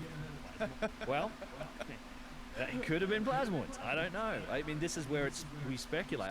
That's why I think it's interesting to be open-minded about what we see on these sites and research it as best we can. Let's use our best tools. Let's microscopically analyze the rock. Let's look at it with being open-minded to any possibility, because we might learn something. You know, I think you go back in time, the legend of the Shamir is very interesting. You ever heard this story? No. Like the Solomon's Temple, the Shamir and all this. So it's, well, the Shamir, and I'm not that well versed in this. You should really have, you know, Russ and Kyle, the Those guys. Snake Bros. Like, Oh, the Snake Bros. Yeah, they would be great to guests. reach out to those guys. Fantastic, and Russ really knows this stuff inside out. But so there's stories in, I think it's associated with King Solomon, about the stories of something called a Shamir, which it essentially, think of it as like a lightsaber that just cuts through stone. Lets people cut through very hard stone. It's sometimes described as a worm. But there's this consistent story of this artifact called a Shamir that is like, allegedly would let you, I like to think of it as like this lightsaber that just cuts through stone, and people cut really hard stone. It comes out of history. So it's like, was this left over from these times? I don't know. And I try not. Thinking about it in terms of diamond blades, though, is like, it's like thinking about it, looking in the mirror, like we can't assume that they did shit the way that we do shit, right? This is what we've been talking about with Randall for the past few days. Yeah, it is, and I think that's the right approach. Like, it's a tempting and natural thing to look at a problem. We look at these challenges and we go, this is how we would do it, fit it into our box. And again, I just think that there's avenues of technology that we are yet to learn about, that we will know more about in time. And I think it's hard to do, but it's like, here's our perspective and here's everything we know, but some of the answers might be out here. Like, it's just, and that's what being open-minded about it and not just dismissing stuff and scoffing at it, and then researching it with some of those possibilities in mind, we might even learn something eventually from it. That's what I want to do. People always like, well, what is it, and what's a speculation and of how it does it. You can speculate all over the place. Chris Dunn's new book, if you've got to it, the Serapeum chapter. Yeah, I'm like a quarter of the way through it. I gotta finish it. I can't. He does some amazing speculation. I'm not going to spoil it. Really? Oh God, I love it. He sent me the Serapeum chapter because I'd helped him with some stuff for it before he wrote it, and I'm writing it like a recommendation for it. So I've got the book too. It comes out early next New Year. January or something? January 24th. Yeah, for people. Them salts, baby. And then and he does. I love where he goes with it. But it's with speculation. The world. It's an imagination at that point. Does he talk about these lightsabers? I haven't seen him mention specifically the Shamir. He's talking more about a potential technological application for the boxes. Oh, a technological application. Yeah, so that's something I've always thought about too. Yeah. So here's another way to think of it, and I like this idea too. Is that because this relates to. He does talk about this, and this isn't giving the game away here, but it's like if you consider the idea. You heard of like the concept of an assembler. Like an assembler? Assembler. Like this is, imagine we get nanotech down to the point. And this is entirely plausible if you just project technology forward. Where you create these microscopic machines that can essentially assemble themselves, or they're almost like a von Neumann probe or something like that, but at the tiniest level, where you can use molecular... Yeah, it's like a self-replicating probe. Imagine some interesting books been written on that topic. Yeah, it's like you send a probe out into space, but it has the capability to replicate itself. Okay. And just by using the material that it finds, and then project forward 1,000 years and see what happens. Sort of. But imagine you get to the point where we have these microscopic machines they're assemblers that can take molecular material, even at the atomic level, and assemble things, and even replicate themselves. So you could build anything, but it's being done with technology that's so small you can't see it. Right? That's this concept. It's been proposed by a number of sci-fi authors and people that have thought about technology. Yeah. And it's like that's one scale of things, and the other scale of things to think about as well. If you go out and you think about Dyson spheres and things like that are almost galactic in scope, or the size of a solar system in terms of a machine that does a particular thing. It's just an interesting way of thinking and looking at technology. We look at it and we go, here's a box, and how would we cut this box and make this box? But it's possible, whether it's plausible or not, I don't know, but it's possible that the answers to some of these questions could be so small we can't see them, or so large we can't comprehend them. Like, that's just the nature of technology. Like, we just don't, you can throw simulation theory into that too, the idea that we're all just part of some simulation running on the computers of the future. But it's just projections of technology, and this is all pure speculation. So that's one of the challenges with speculation, is that it becomes this just endless imagination of possibilities. But I do try to focus on sort of following the evidence and looking at what some of the answers might be based on the evidence that we have in front of us, and it's fun to speculate. And I'm in the process of writing a book too, and I will speculate and give my speculation in there as well about what it might be. But I always try to be real clear about when I'm speculating. Because as soon as you speculate, people are like, look, it's crazy. You think the moon's a spaceship or something. Oh yeah, we did our last podcast. We were talking about the moon, and somebody took a video and made some crazy reaction video. Oh yeah, yeah. Gotta love that React model. I gotta pee real quick. All right, they've really figured out. They're construction guys. Is it two guys? Russ and Kyle. Okay. Yeah. They've really figured out some really cool shit on how some of this architecture might have been made, because these blocks that go around the corners, how in like Gyges the blocks kind of go around the corner, like where they cut and then they go around. They're not like cut and there's bricks in the corner, they curve around.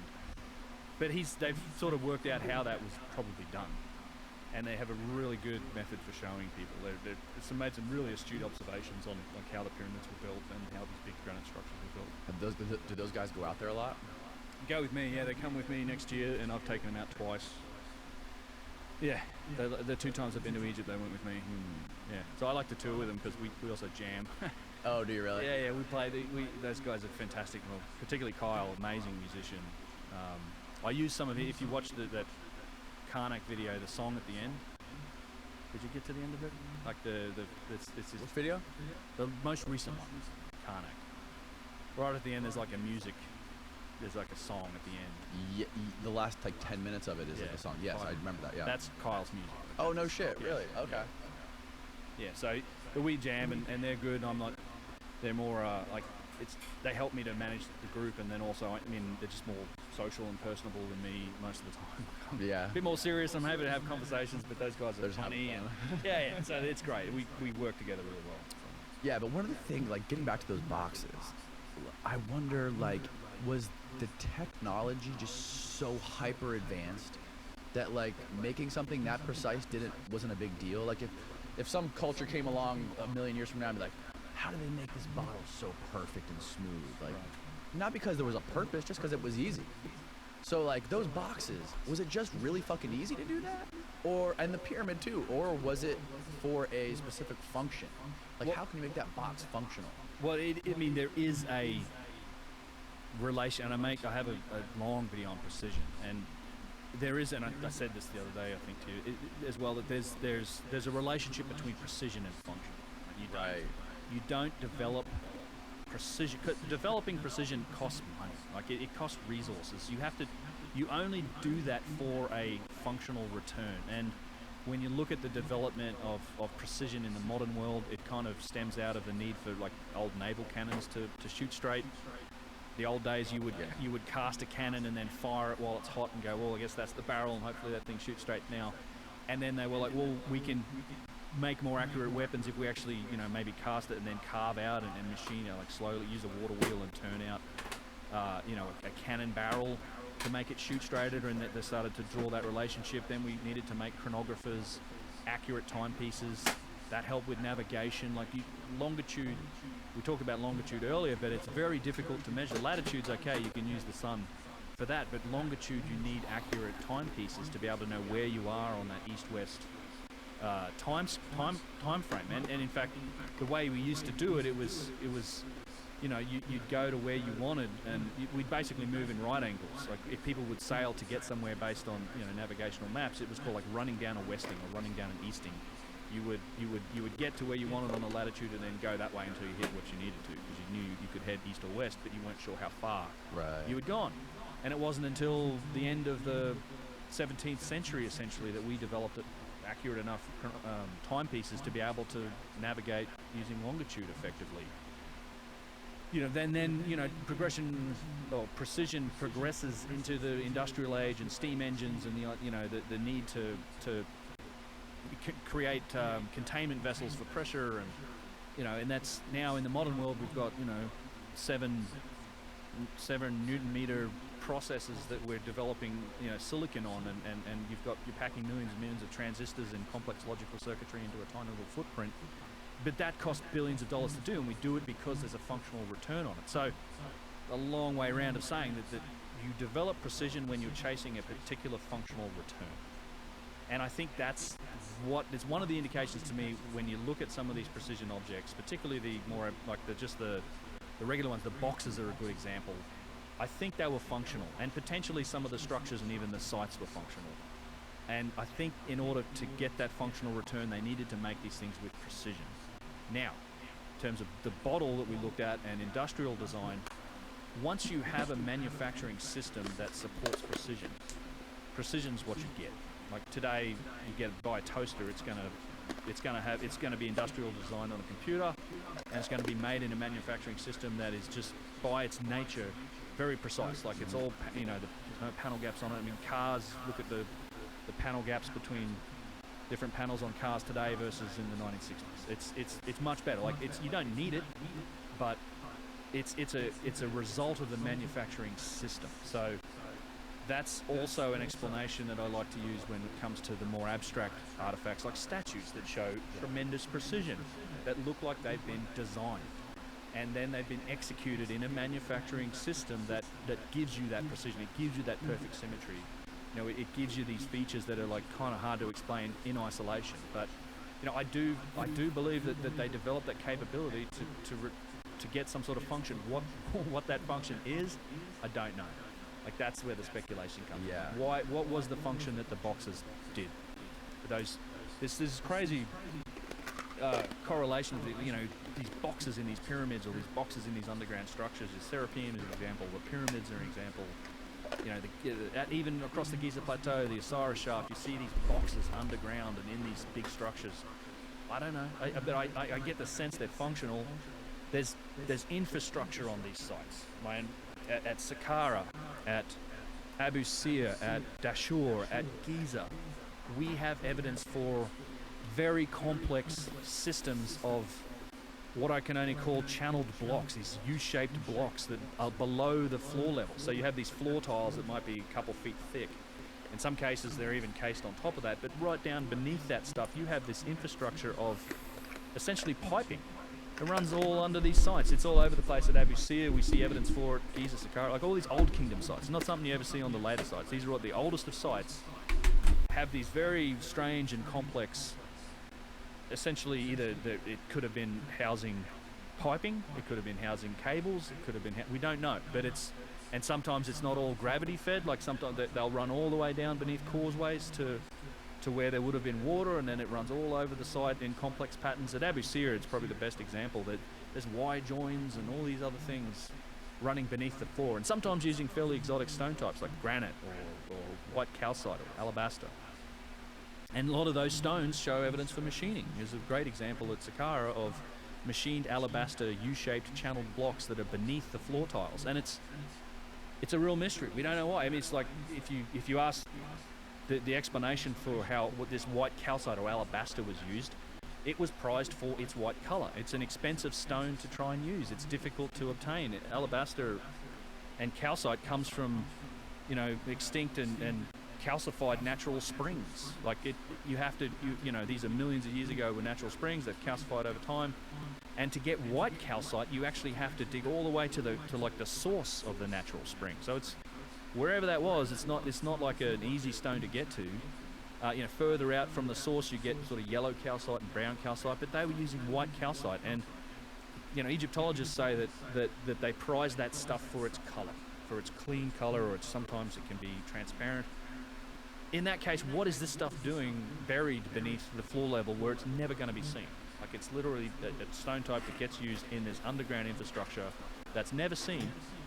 So they must have been using it for some other purpose. Like, I think some of these stone types that you see, particularly in the really megalithic stone sites, might have had a functional purpose, like choosing particular types of stone, like basalt, granite, limestone, white calcite, even quartzite in some places, and in particular orders. And there's plenty of other indications that there was something else going on at these sites. I mean, in my last video I did on Karnak Temple, there's some really interesting, there's an area of Karnak that it's normally off limits. Again, we know the right people to get in and see it, and I love showing people this stuff every year. There's a part of Karnak where the granite's literally crumbling apart. It's granite diorite. It's something's happened to the stone here where it's like the inside of the stone has swelled, or it's like it's undergone a transformation and it's expanded, and it's almost around the edge of the stone. There's a couple of inches of where the stone is in good condition, but because the inside's like transformed and expanded, it's put this pressure on the outside, and it's cracked all of the outside, and in some places it's like falling apart, like it's cracked it whole blocks apart, and then the inside of the blocks just crumbling from the inside out. Yeah, inside out. And so wild. And then we see that also at Abu Sir and other places where you have like crumbling basalt, and this happens in nature, right? Right. But it takes literally millions of years of exposure. Basalt and these other igneous stones that are formed in the heat of like lava and formed over millions of years of compression and heat in the earth. I mean, you can expose them to millions of years of sunlight, and okay, they're going to erode and degrade over time, but we're talking about cut surfaces of stone that are doing that. And they're originally finished. And so at Abu Sir, for example, you have basalt that's been cut, and then it was cased in limestone. So it's like, it was surrounded by limestone, but those mating surfaces are now crumbling and falling apart. Now, who knows? It's pure speculation, but was it heat cycling? Was there something going through it? I mean, I do have a video where we were playing with like a very high voltage electromagnetic sort of field generator device, and we were testing different types of stone, and they have different electromagnetic properties. Like granite doesn't do anything. You can get arcs coming off limestone, and then somewhat of an arc coming off basalt. So they do have different properties under different conditions. And is it possible that those were some of these properties of the stone were things that were being chased by the builders for a functional purpose? Right. I love these ideas, and I know Chris Dunn is exploring some of those in some of his theories and his work. He certainly knows a lot more about it than I do. again, I'm trying to illustrate that there may be reasons for that type of stone, and some of those properties might have something to do with a possible purpose. So it's like, why would we not research that further? Why would we not apply ourselves and try and see, is there anything here that could possibly provide an answer or provide a clue for why this was done this way? Let's look at those scoop marks. Okay. So you know what? Let me just give me a second. Now, when it comes to these scoop marks, is there any sort of idea or explanation on how they were made, either by the Egyptologists that are there, or by you guys? The explanation for them is, is that they were it's pounding stones. This is the pounding stone explanation. Here's the quote. I love the part of one of your videos where you guys are filming that lady with the pounding stone and she's trying to pound the ground. Yeah, is it? Watch out, you'll break it. Yeah, let me pull up this, and then we'll go to. Yeah. I also want to talk about Yusuf. Oh yeah. Yeah, we'll get into that. That guy seems super interesting. In fact, they let him like run around there and do guide people and tour and explain all this stuff that goes counter to the narrative. Yeah, Yusuf's great. I mean, I love Yusuf in just the fact that he has, he's such a knowledgeable guy, and he's the greatest. He's my brother. I sort of hit the jackpot when I met him, and he's a superstar for teaching people. It's what he does. It is absolutely what he does, and I will swear to God I'll find these pictures here in a second. You said Yusuf has lived right there his entire life since he was a kid? He has. Yeah, Yusuf, so his dad, Yusuf's dad was Hakim El Ayawan. He's a really famous indigenous wisdom keeper and guide. He's unfortunately wested since then, or he's passed. He was the guide that was used by guys like Graham Hancock, Robert Bauval, John Anthony West. Hakim's well known. There's lectures you can find from him online. He's got, at Yusuf's shop, he's sort of got pictures of Hakim from all over the world. He met all sorts of interesting figures. He's kind of been really well known, as a guide, and really interesting guy. So Yusuf kind of followed in his father's footsteps. He doesn't believe everything. He doesn't believe everything that Hakim does. And if you're interested in Hakim's theories, there's an author named Stephen Mailer who wrote a book, Land of Osiris, I think it is, and he was Hakim's student. Hakim was the founder of this modern, I guess you'd call it chematology, this theory, chemet being the ancient word for Egypt. And he has a lot of interesting theories, but again, I wouldn't say that Yusuf subscribes to all of them. He has his own theories, he's done his own work. Yusuf's he's a practicing stonemason, so he works with this material. He's a very talented musician as well, works with this material with his hands. He's very well versed in traditional Egyptology, like he knows all of the rules. He can read hieroglyphs, he grew up literally across the street from the Sphinx. In fact, it's still where his family store is. It's in Nazlet El Samam, which is a little village that's right near the entrance, the Sphinx entrance to the Giza Plateau. And the Awen family store is right there, and his balcony up the top, you're looking straight at the Sphinx and the middle pyramid complex. It's really cool. What are some of the theories of that guy came up with? Hakim? Yeah. Hakim has, here we go. Hakim has one of the things I can talk about, he thinks there was acoustical properties to a lot of these sites, that there were, some of these were sound hospitals. In fact, he even ran one for quite a while. And they had, anecdotally at least, very good results. They would take people to these ancient places, into some specific areas that have, resonant properties, and they would, I don't know exactly what they were doing in there, but they had people that recovered from illnesses, and at least anecdotally from what I've heard, it worked. And then, as the story goes, as it's been told to me, Zahi actually shut them down. He stopped them from doing it. Who was Zahi again? Well, Zahi was the long-term head of the Supreme Council of Antiquities, or the Department of Antiquities and Tourism, I think it's called now. Okay. He's notorious kind of figure he had that debate with Graham Hancock where he kind of lost the cool. He's probably the world's most famous Egyptologist, certainly Egyptian Egyptologist, world famous guy. Written a bunch of books. I talked about him a few times. I've met him a few times. In fact, with the last trip to Egypt, we ran into him like 4 times. Really? Unreal. Yeah. He was just there. He was at. Is he a nice guy? He can be a charming guy. I suspect he'd probably, look, I don't know him personally. I know he's treated a lot of people very fairly. He's probably been less fair to others. I had no problem with him. I mean, I was just on a tour, and this was the Graham Hancock tour where he was supposedly debating him, and we spent a day with him. And I think he's certainly had a history of being quite, in the past, it's strange, he really attacks a few of the alternative authors, Graham. I mean, in particular, Robert Bauval, he doesn't like. He's pretty fond of saying that, people are just charlatans trying to make money and they're all pyramidiates and stuff like this. But back in the day, though, he was quite friendly. And, in fact, I've seen a picture of, like, Zahi and John Anthony West and Robert Bauval and Graham Hancock kind of arm in arm at the Sphinx enclosure. And he certainly has enabled some interesting research to happen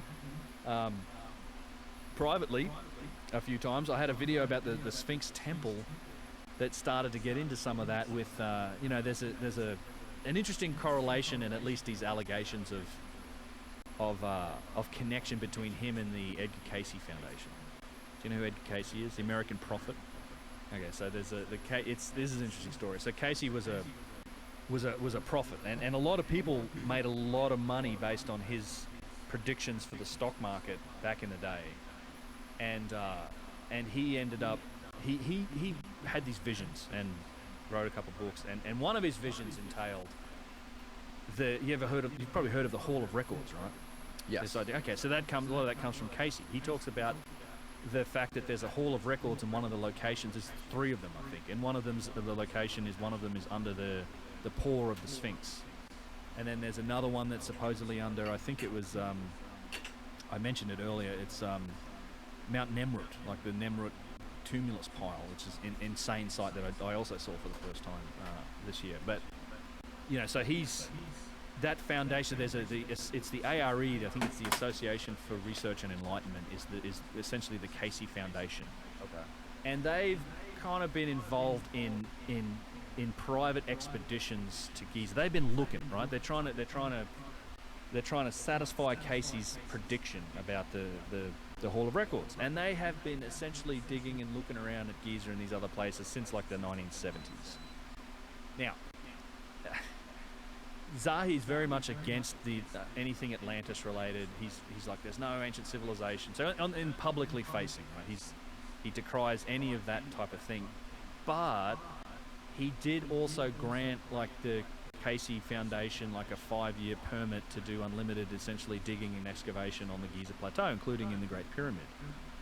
And so it's, on one hand, you sort of decrying all of this anything lost civilization, and then on the other hand, you're enabling essentially an organization whose stated goal is to prove out Atlantis and that there was a Hall of Records and everything like that. Not only that, but Edgar Cayce's son, Hugh Lynn Cayce, he wrote a book, and in that book he claims, and I will say that Zahi Hawass has denied this, he claims that the Edgar Cayce Foundation funded his education. Like, they paid for his education at Pennsylvania University. They found, like, he literally says in the book, and this isn't me saying it, he found that they found Zahi, who was a site inspector at the time, like, not, like lower rank kind of guy, but he was pliable and agreeable, and they thought he was someone they could work with, so they funded his education, along with Mark Lehner, who's been a long-term partner of Zahi Hawass, and that went through the Pennsylvania University. They got him his doctorate, and for sure, it's verified, like, Zahi has had engagements with the ARE plenty of times. He's gone and spoken at their events. He's been part of it. He goes back there and lectures quite often. So, it's just strange to me that he's associated with an organization like the ARE, which has done these secretive digs, and there's strong evidence, as documented by Robert Bauval, which might be one of the reasons that Zahi doesn't like him so much. He's documented the fact that Zahi's been enabling kind of secret expeditions, digging and drilling around the Sphinx since the 1970s. Like, there's kind of one acknowledged drilling effort that they made to look under the Sphinx. I think it happened in the mid-90s, thereabouts, and they were drilling under the body of the Sphinx. And the stated goal was, we're checking the integrity of the limestone bedrock given the water table's rising, blah, blah, blah. But there's plenty of evidence for a bunch of other drilling that's happened, like as far back as the late 1970s. And there's pictures of, Hugh Lynn Casey and Mark Lehner and Zahi Hawass from those times, like a young Zahi. They're all together. And then in the mid to late 90s, he enabled something called the Shore Expedition, which was Dr. Joseph Shore, a couple other people, Boris Said was one of them, but they're all ARE members. They're all part of the Casey Foundation, and none of them are Egyptologists or archaeologists, but he gave them a 5-year open permit to do whatever they wanted up at the Giza Plateau. And they did a bunch of stuff. They did a bunch of excavations around the Sphinx, and Zahi was involved in it, and they even made a documentary that's never been seen.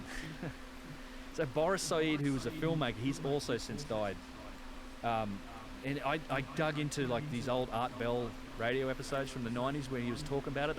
He had a falling out with, I think, Joseph Shaw, the guy that was funding the experiment or the expedition.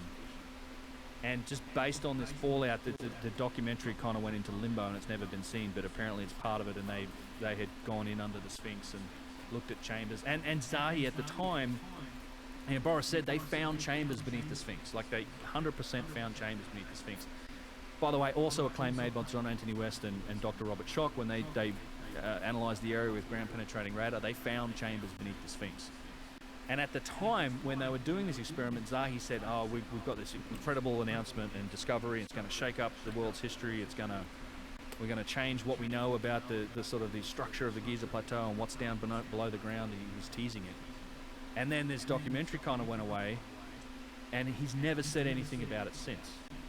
And in fact, to this day, denies that there's any chambers or any structures or things beneath the Sphinx. If asked, he'll say, well, they found natural fissures in the rock, and there's nothing else, which is nonsense. I mean, Boris Said's on record saying, no, I've seen them. Like he's been down there and seen them and been in them. Well, it's kind of what he says, yeah. But it's very secret. It's all privately organised and permitted by Zahi Hawass. And so there's an interesting history. I think if there are chambers down there, and if there's anything in them, or there was, it's long gone. I think it's been pilfered, or it's been taken, or it's not public. I mean, there's also a chance that if there was ever anything in there, and the Egyptians or the dynastic Egyptians might have taken it. There's a couple of people with theories along those lines, like Manu Sefer Zada wrote a book, I think, called Beneath the Sphinx, that talks about the idea that the Hall of Records may well have been there, but it was discovered by the Old Kingdom Egyptians, who took it, and then there's some evidence that they were replicating some of that information and knowledge through a particular cult that persisted through dynastic Egypt. And it's an interesting story that he puts together. It is new data, but it seems likely that they're indicating some really interesting information, like the spacing of planets, the relative distance of planets in the solar system, like all this cosmic information that it seems like they didn't really know what to do with, but it was information that they'd gotten from, this trove of data from a lost ancient civilization, and it's just they then were replicating it and kind of recording it down in their own way. And there's all these interpretations of this stuff that seems to match all of what we know about the solar system and the structure of it. So it kind of goes, there's all these different directions that stuff goes in. And I've been meaning to do a more dedicated sort of deep dive into that Shore expedition and the history of secret digs around the Sphinx, because the Sphinx and the Sphinx Temple, it is like it's described as a gateway. Like there is a lot of legitimate reasons to think that there's something below that structure in that part of the Giza Plateau. Like even the way it's historically depicted and talked about from ancient Egypt. Like they often, when they draw out the Sphinx, I mean, they show it on a pedestal. Like the Sphinx is always depicted in these steles most of the time on top of a pedestal. And in many of those pedestals, there's a doorway, and then the Sphinx is often described as a doorway or as a guardian, guarding a doorway and into the underworld or something like this. And when you look at the Sphinx, it's obviously sitting on the bedrock, right? But you have to imagine there's a structure in front of it that's next to the Valley Temple's on like the left, looking at the Sphinx. Then there's the Sphinx Temple in front of the Sphinx, and the Sphinx is behind it. Now, the Sphinx Temple has been shut for public access for I don't know how long. Like Yusuf, I mean, he's in his 40s. He's never been in there until we got to go in there on one trip. We were probably one of the first groups to ever, and thanks again to the people I know in Egypt who arranged this through the Ministry of Antiquities to finally open up access to the Sphinx Temple as a special permission. And we went in there. Very interesting structure. Amazing. There's amazing granite cornice blocks and all this stuff. But if you would imagine it back in the day with its cornice blocks, which are these curved blocks that would have been around the edge of it, and you looked at it from down in the valley towards the Sphinx, it would have looked as if the Sphinx was sitting on top of the temple, which makes the Sphinx Temple potentially the location for the pedestal of the Sphinx, which has the doorway to the underworld. Now, in the Sphinx Temple, when you go in there, there is indeed evidence for shafts that go down. There's these, again, these giant, there's like an 80-ton channeled granite block in the ground beneath the floor tiles that have since been removed that terminates at a shaft that goes down to we don't know where, that hasn't been cleared, but it obviously goes underground. And I mean, not only that, but out the front of the Sphinx Temple, if you walk back, if you're standing there at Giza and you're looking at it, it's where the seats are for the sound and light show. Sort of off in the corner, about 30 or 40 feet in front of the Sphinx Temple, there's a little concrete pad, and there's a metal tube sticking out of it like this, just off the ground, just sort of unobtrusively in the corner. That's where Zahi Hawass himself did a drilling experiment. So they drilled down like 150 feet. This is a limestone plateau. And at like 150 feet or 130, something like that, they hit granite.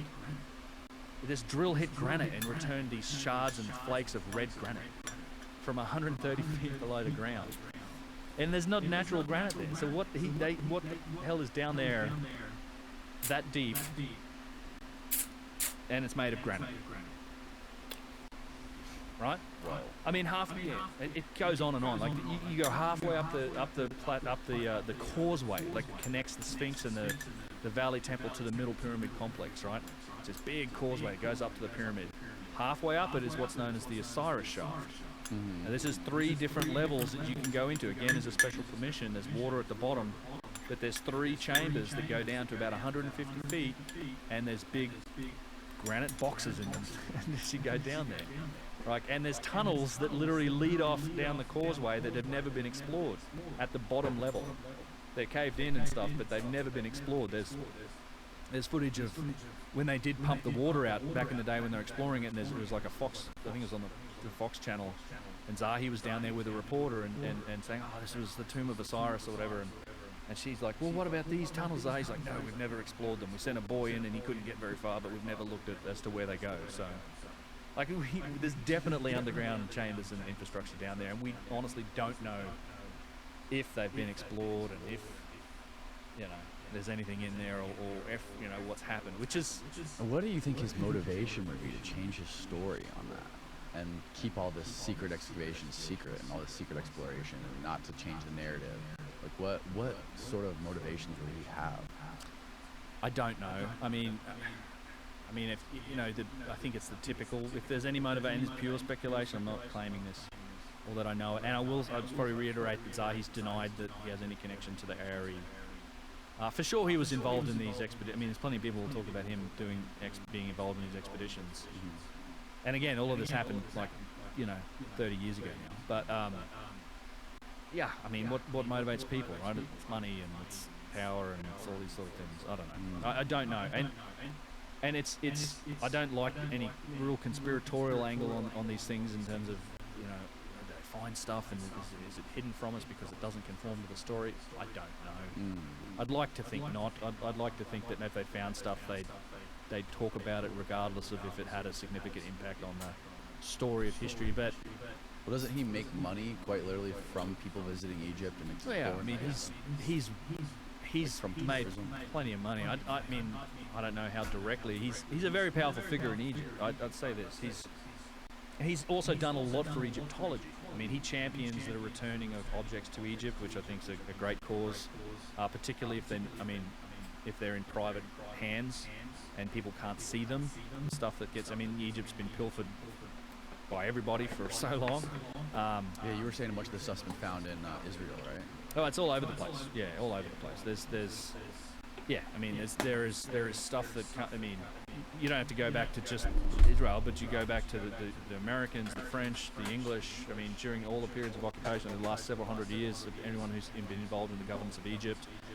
I mean, I think Matt Simpson just did a video, Luke Cavins actually did a video talking about how the British Museum is essentially full of artifacts that were stolen from Egypt. I mean, one of the sticking points is that the original Rosetta Stone is in the British Museum. It's been there for like 200 years.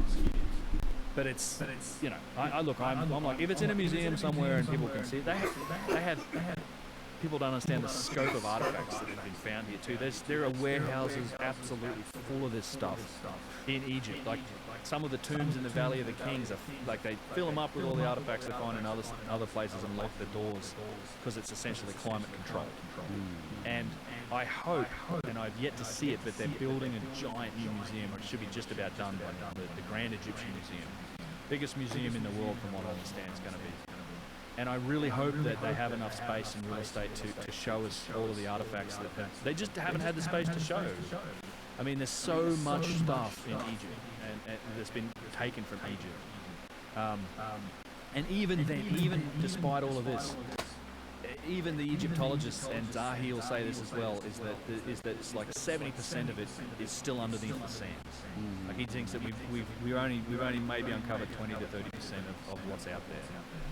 So there's a lot going on, and but yeah, look, I don't know. It's an interesting sort of story to dive into with the history of some of these excavations, and like I said, it kind of goes back to my point about the pyramid earlier, where I hope that whatever they do, and I'm sure somebody's planning it, that they're going to go and try and look for this chamber. I would very much hope that it gets shared with the world. That's all I know. That's all I know. Just like share that information, let everybody see it. I mean, it's part of everybody's history. I don't care who makes money and who doesn't, but it's just like, I think a lot of people will be interested. What is this right here? So this is the obelisk. Okay. This is the unfinished obelisk, and you talk about scoop marks. There's a few of them on top of it. Oh wow. And in fact, you see some of the the characteristic pounding stones there as well. And in fact, yeah, there's probably that. And there's some of these scoop marks are, you see on the right here, on the left of the thing as well, and then all the way down the what do you call it, what is this, man? Why my brain not working? Here. Seriously, the trench. There you go. Okay. I just needed to look at this one. Yeah, right. Yeah, so this one was never actually pulled out of the quarry, right? This was started and never completed. That's right. Yeah, it's not actually. In fact, it's not. The trench isn't quite deep enough. You actually look at some scoop marks. See them on the right here as well, on the wall. So what's interesting about the scoop marks, and I don't know if I have other examples in this particular. Is there any explanation, of how this could happen naturally? Those scoop marks, like from degradation? It's not natural. It's definitely not natural. It's not degradation. So the explanation for this is that this was the quarrying technique. You see this on the quarries. You see it around the artifacts where they've been quarrying things, and it's not a natural phenomenon. 100%. They say it's been made by these dolerite pounding stones, which honestly it's one of the silliest theories that's out there. So they found at the site though, they found a lot of these dolerites are harder stone than granite. You will eventually grind away and remove some granite if you pound away hard enough. And again, studies have been done on kind of the removal rate of stone using dolerite pounders, and I cover it in my video, one of my videos about the quarry. There's a lot that doesn't make sense when it comes to this particular quarry, and in fact, if I take a look at where's the Gyges quarry stuff, I have videos. I'm sure I've got some. Okay, so you can see a number of different quarrying techniques in play at the Aswan quarry. The oldest being. Now how far is that obelisk from the Giza Plateau? About 500 miles. Okay. So that's generally the. So this is like the general characteristical layout of it. You see these scoop marks all over the place, right? They're all on the floor where they've been used to move stuff. You see those other forms of quarrying too. In higher layers, you'll see chiseling and you'll see wedge and chisel, but you also have these test pits. Now, this is probably not the best example, but Holy. So these test pits that go down, some of them 30, 40 feet, they're like cut straight down into the stone. They're like a, I don't know if I have a better example here. Most of my stuff on this is video, but, oh, here's one. So here you go. So see, this is like a, I had to put a grate over the top of this. And this is done using those scoop marks as well, which sort of starts to belie the challenge. Like, how do you get in there and pound, crouch down, and it's barely wide enough or broad enough for a person to stand in there, let alone get down on their, crouch down and pound it on the floor and then remove the material out. These go straight down. And what they're probably for is they're probably for testing the quality of the granite. Right? When you're looking for a giant single piece of granite, you're not going to find that at the surface of any granite outcrop, because the granite's it's inferior up there. It's going to have cracks. It's going to have defects. Mm-hmm. When you cut down into the core of these quarries, this is where the highest quality stone is. It's got the large quartz crystal inclusions, and that's where you can find stone of a quality good enough to cut like a single piece block that isn't going to break on it. Right. So these test pits would have been dug looking for like how deep do we have to go to get these blocks out, which opens up a whole bunch of other problems, because a lot of Egyptologists don't credit the Old Kingdom Egyptians with the ability to quarry granite. It's sort of ridiculous. And you see tons of, this is more the test pit here. These are really cool, but you can see how it was done. Good God, dude. Yeah, it's the quarry's really, really interesting. Here's some good scoop marks, actually. This is you start to see stuff. So in some areas, there's really interesting particular block. I probably have it here. Okay, this is probably the best indication of it. So it's tough to see. I don't know if you can see that. Yeah. So there's an unfinished piece that's not the big one, but there's one on the side. And so it's sort of cut out. And it goes in underneath. It goes in underneath the. What's your wildest guess on when this was all done? Oh, so I think some of the stuff is done. Wildest guess is. I mean, I would open up the range from 50,000. I mean, I don't think it's necessarily just before the Younger Dryas cataclysm. Put it that way. Like it's a possibility that the civilization that might have done some of this might have been ended by the Younger Dryas. But I actually think, given the extension of the human timeline, given the possibility that it may not have been just us, it might have been other species of hominids potentially involved, I don't know. I open up that window to like potentially hundreds of thousands of years. What do you mean other species of hominids? Well, Denisovans, Neanderthals, we have a complex genetic history. So ourselves, our species is now out potentially 800, 900,000 years old. That's based on teeth morphology, studies into teeth morphology, studies into like when we split from a common ancestor with the Neanderthals, like our DNA train. From a fossil record, the oldest human remains are like 300,000 years old. But a couple of recent studies looking at the rates of dental evolution and our DNA put the window much further, like towards 1 million years, but 800,000, 900,000 years. We're also finding that our history is more complex. We have, the discovery of the Denisovans or the Denisovans is a fairly recent thing that gets a whole other species of hominid. And there's some evidence of tool use and even sophisticated tool use. There's a jade bracelet that is a Denisovan artifact that has drill holes in it. And the one other thing that I've learned recently that I always thought that like Neanderthals couldn't talk. Like that was, I always thought, our studies and what we found in Neanderthals, the larynx and the structure of their throat meant that they couldn't talk. I think that's recently been reversed. I think now there's evidence that they could in fact talk. And we don't know anything about the Denisovans. We literally have a couple bones that we're working from, like a pinky bone and a couple other pieces, I think. So we don't know if they could talk. And you kind of need speech to organise for civilization. Yeah. At least we do it verbally. I mean, Graham Hancock might argue that maybe some of their methods of communications might have been some other mechanism. So just again, in speculation, I don't rule out, when you consider the concept of a lost ancient civilization, I'm not saying aliens, but I think it could certainly have involved other types of humans. We've got all the elongated skulls as well in South America. That's a real interesting phenomena. Graham I've heard him talk about the fact that some of those people that they may have had other faculties that created or achieved some of the stonework. I prefer. What does he say about that? Well, he gets attacked for this endlessly, but he says that it's possible that they achieved some of the things they did through other mental faculties, not just telepathy, but telekinesis and stuff like that. I mean, there's stories that just seem to go along those lines.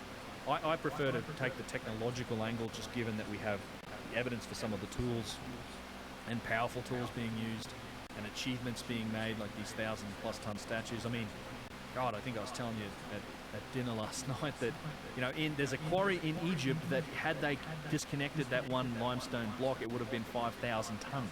Right.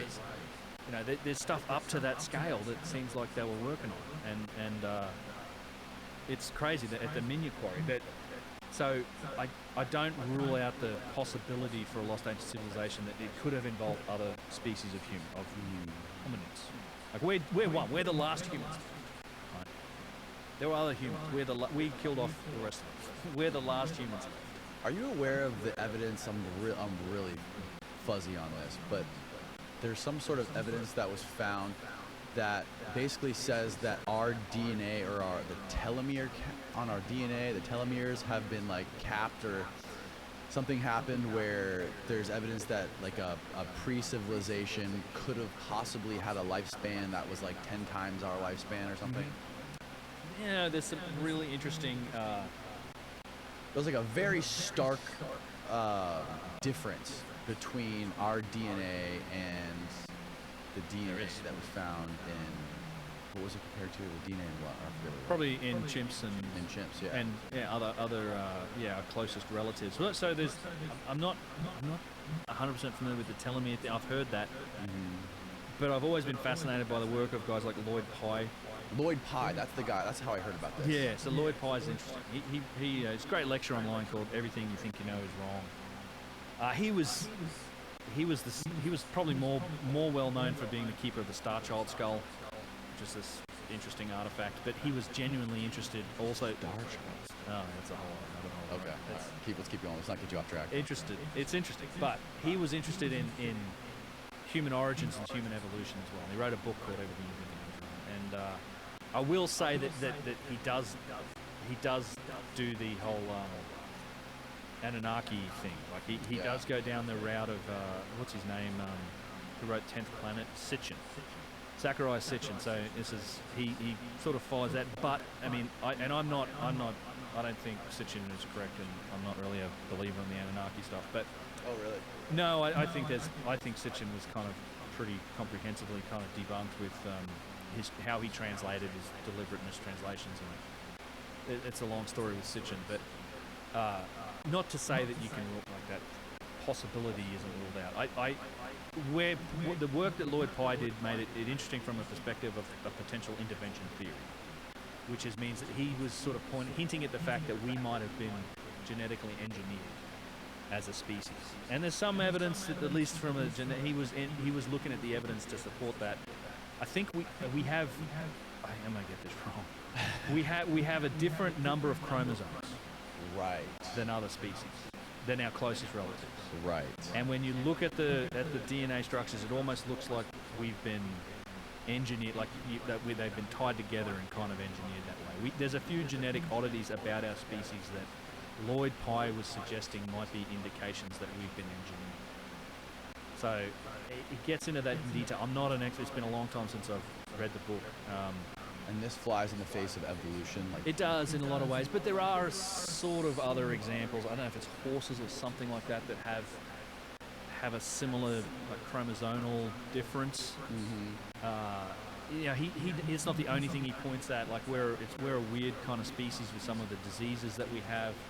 I mean, he talks about the fact that we're like one of the only species that dies of exposure. Like it's like we're not well engineered for the planet. Right. You ever seen a dog just looks at the sun, like its eyeballs, they're just looking at the sun. Like, don't look at the nuclear explosion, you'll go blind. No, they're fine. We go blind if we look at the sun. We don't have very good night vision. We die from exposure if we're left out, without clothing and shelter and all those sort of things. Yeah. We have a bunch of really weird genetic diseases that other species don't seem to suffer from. I mean, there's even some deficiencies in our genome that We're so far away from every other wild animal. It's insane. it is. Well, and that's always been true. I mean, the missing gap idea is you'd actually need like a dozen missing links, or the missing link. You know, the idea that there's a missing link in the chain of evolution to get to humans, and you need more than one.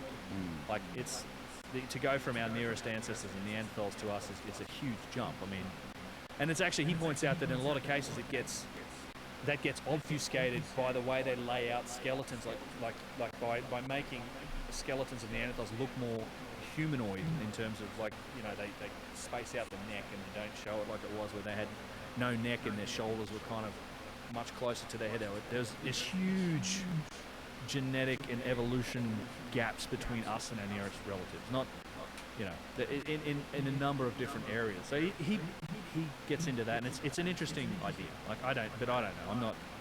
I don't know how to explain it one way or the other. I do rate the whole intervention theory as a possibility. So either the OG intervention theory, which is life itself, panspermia, like DNA itself coming to this world by intervention, or by just panspermia as an accident. Like comets could well be the progenitors of life in the universe. Like the fact we're learning more and more about the fact that there's, you know, the amino acids and the building blocks of life could be contained in cometary material in those icy cores, or even if they're radioactive, they could be liquid cores. Liquid water could be carried by these things, which could contain the building blocks of life. And it's really interesting to think that, you know, this is the mystery that's at the origin of life altogether. And, you know, we're definitely creatures of this planet too, I'd say that. Like we trace our DNA, we're part of the tree of life of this planet. But it's the one, as far as evolution's gone, from single cell organisms through the dinosaurs to us, the one part of that that's never kind of changed, that's never evolved, is DNA itself. So the way that life gets expressed as a technology, the DNA, that's never really changed. Like DNA as a technology has not changed. It's changed its expression. Like it's the forms and the life that it creates has changed. And there's a real mystery at the point of origin of life, like how DNA came to be. You know, this is an ongoing field of research. There are people trying to figure this out. Can you know, I mean, I personally think it's quite unlikely that it was a bunch of, you know, proteins and amino acids and some warm water that got hit by lightning and boom, there's DNA. It's a very complex structure. Yes. And even by saying that, oh, okay, so life might have been seeded on this planet, either like Prometheus style, where the aliens came and said, sprinkled some DNA in the river and away we go, or it just arrived on a planet from somewhere else. All you're really doing is kicking the can down the road. Like it still had to start somewhere. But it's a possibility. I mean, I wouldn't be surprised if panspermia was the origin of life on this planet. Could have been another civilization. I don't know. And I think there's some interesting lines of evidence and interesting thinking from people about the idea that it could have been a more direct intervention into evolution later on in time. Now, I'm not saying I believe that. I just think it's interesting, and it's tough to rule out some of those possibilities based on that. Especially when you look at some of the stuff that we're looking at here and the stuff that you've discovered. Oh. I mean, I think with beyond a shadow of a doubt that we have proved that you and people like you have proved that we're not coming from off of a linear timeline. No. I would agree. At least technologically. Yeah, I would agree. So let's see if I can show this to you. It's hard to see. I wish I had these photos. Maybe I can pull up a video or something, but. Which one? So is this? Are you looking at that new 5 million or 5,000 ton obelisk? Is that? No, no. If you want to see that, I do have a picture of that. I would just say that I would finish off the quarry discussion by saying that with the scoop marks, the one other thing I'd just like to point out to people is that, you know, these are regular lines. If you actually see it here, I think it's not a bad example. They start, like these scoop marks start and they're consistent and linear, and they go all the way down, and they actually go up and underneath this stone. So this stone's being quarried out, the one in the foreground here.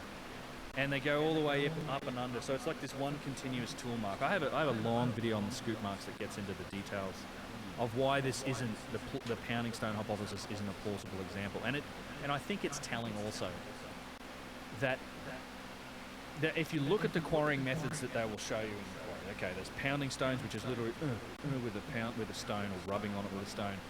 And then you go up in sophistication to the wedge and chisel approach that I talked about, where you're hammering wood into, like you make these grooves and you hammer wood in. And then the other example is, well, you actually have straight chiseling, where it's later in time and you've got hardened steel. You've got long steel chisels and you're banging it in and you're just like carving the rock and then splitting it. Yeah. So you can think of that as a sophistication goes up. But what they're extracting and the stones that they're taking out is the absolute opposite. They're using those other methods to take smaller pieces and little pieces off the sides of things. But the pounding stone method, the most primitive one, is also the one supposedly responsible for the biggest goddamn pieces you can find. Like it doesn't make any sense that the most primitive technology is the one supposedly responsible for the 1,000-ton artifacts, and there's a good example of how old that is. If I go back up to my podcast images, we go back to the quarry, is in this area here, right? So this is what's known as the harbour in the quarry. You can't normally get in here. I don't know. One time we wandered down here and we were in here, and so supposedly this is where they would park the boats, and they call this the harbour, and it's not a harbour. To me, what you're looking at is the remnants of a trench for a giant object, right? So look at this thing. So this is a piece of stone that was probably extracted from here. You see the scoop marks alongside. I think it's as big, if not bigger, than the unfinished obelisk. And it's in this lower area. I'm standing there, and it's called the harbour now. But I think you're looking at what is left after they've taken something out using this scooping technique. What's interesting about it is that it's got painting. It's got all these depictions of ostriches, or some people say they're flamingos, and there's all this painting on it. And what gets even more interesting about that stuff is when you look at this style of this artwork that's on this area. You see it keeps going down here, and all of these walls are gone. The closer wall to us has been quarried out entirely, but this was a big trench, and this huge piece of stone was removed. That type of artwork, and I've got many more examples than just this, it matches this stuff. Now this stuff is a style of painting and artwork that is very much associated with pre-dynastic times, right? So before the dynastic civilization ever started, the artwork that's on the wall in that quarry matches the pottery and diagrams and drawings that we see on pottery vessels that come from pre-dynastic times, that have been found in pre-dynastic periods. So what this infers to me is that artwork done in that quarry was probably done in pre-dynastic times. It was done using the same art style. They used a much different art style. There's other carvings in the quarry where the Egyptians did their thing, the more dynastic, typical kind of hieroglyphic and artwork. This red ochre paint with the style of carving, these birds on this thing match the birds in that. There's a bunch of other examples of it. It means that it was done in pre-dynastic times, which also tells you that it was done on the wall that was left after they'd pulled that block out. So you had to have pulled that block out first to even expose that wall, and then it gets painted on. So how long ago did they pull that block out of there? And yeah, it's crazy. So I just wanted to make that point about the quarry. Yeah. And I do have a video that dives into that giant block that's been extracted there and the connection to that artwork. Let's talk about the vases. There's a lot of new shit going on with the vases that you've been looking at. There is. What we talked a lot about the vases on the first podcast we did, and the incredible symmetry involved in making those vases, and the fact that they're extremely thin. You can shine a light in them, you can see through them. They're so goddamn thin, and they're made out of some of the hardest rocks. That's right. On Earth. And they still say that these vases were made during those times with chisels and pounding stones and all that stuff, right? Yeah. Even after you come out with some of your videos and some of this stuff, no one's acknowledged it officially. Right. Yeah. I mean, nobody's looked at that. Nobody's really said that. That there's. The hypothesis for how they were made, at least in the mainstream, has remained the same, which is, it was people rubbing on them with rocks, and banging on them with flint, stuff like that. So made by them. And again, to speed run the vases, it's like they go back to well and truly pre-dynastic times. In some cases, there's evidence of them going back to burials as far as 14,500 years ago. Right through pre-dynastic times, and then they've been found in times, basically during the Old Kingdom, up to about the 4th and 5th dynasty. Most of them, the majority of them were found beneath the step pyramid, like 40,000 or 50,000 of them. which is a third dynasty structure. Then they kind of peter out after that. Like there's a few examples of vases that come from later periods, but we identify them as coming from those periods because they have very poorly scratched hieroglyphs on them. So, I mean, we talked about that earlier. But these are incredible class and, you know, category of artifacts, like made from all sorts of exotic types of stone. Like you said, we talked about them before. Perfect symmetry, extremely thin. Petrie found one that went down to 1/40th of an inch, which is I think the quote that I've got here from him. One of the other things I always like to point out is that they're often found. We talked about imitation earlier. Painting them. This is where you would find them, and they're ascribed to the same person because they're found in the same burial. But you have a hardstone vase here next to a hand-formed pottery vase that is painted to look like granite, and not even this is not a turned vase. This is hand-formed. Right. So you know, a lot of people, even when you get into the details of arguing about this, that people are like, okay, they made them on a lathe, but it was just a simple lathe. Because you know, the idea that you're turning the stone to get these results. Right. I'm like, okay, so if they had lathes, why didn't they have the pottery wheel? The pottery wheel was a much simpler application of the wheel than a lathe is. But it's just a facetious sort of argument to suggest that these came from the same people. I think they're inherited and they're older. But what's happened, and there's lots of evidence, they go way back into time, lots of them discovered, they were inscribed. They were definitely reused and inherited. You know, there's a depiction of how they were made that was found at Saqqara. This is what they used to basically say, this is how they were made. It's basically like bent sticks with weights on the side and flint tips. This guy's got his hand in the middle of it. Yeah, he's rubbing at it with a hand. But what they're showing you here is the vase making industry that happened after the third dynasty. Right. It's the alabaster vases. It's just white calcite. It's a 3 on the nose scale. It's much softer. And we have lots and lots of examples of beautiful alabaster vase work. But it's very simple. It's not simple. It's artful. It's not precise. You don't see the same symmetry. They're off balance. They don't, you know, they don't have the same properties as the very hard stone vases that seem to come from earlier times. So what's happened though since I talked to you last was that we've finally been able to take this analysis to a new level. Like we've finally been able to get our hands on what is a privately owned pre-dynastic rose granite vase and subject it to structured light scanning. This was the first step we've taken. This happened at the start of this year of 23, and we've since come a long way since then. And structured light scanning is a process where you're basically 3D scanning it with lasers, and you can basically create a model of the artifact down to about the accuracy of about 1,000th of an inch. So take an inch divided up into 1,000 pieces. A human hair is between 2 and 3 thousandths of an inch thick. A sheet of printer paper, maybe 5 or 6, something like that, thousandths thick. So where accuracy is down to less than half the width of a human head. So it creates an extremely accurate model of the vase. Now, once you've got that model, you can start to do some interesting analysis on it. You can start to look at, okay, how precisely was this thing made? And that's exactly what we did. So this is the vase. It's actually only about yay tall. It's like 6 inches tall, maybe, a little tiny thing. And that's it being scanned. And once we did that, there were a couple of professional metrologists, and these guys work in the aerospace industry. They make parts for jet engines and turbines and, you know, the space rocket ship stuff. You know, these are professional engineers. That they're professional metrologists, and metrology being the study of the science of measurement. So in those fields, you know, you have to you use these techniques a lot in those fields, and it's very important, right? We want to make things precisely, and this is a good example of precision enabling function. It's like turbine blade manufacture and stuff like that, like efficiency of jet engines, all that sort of stuff.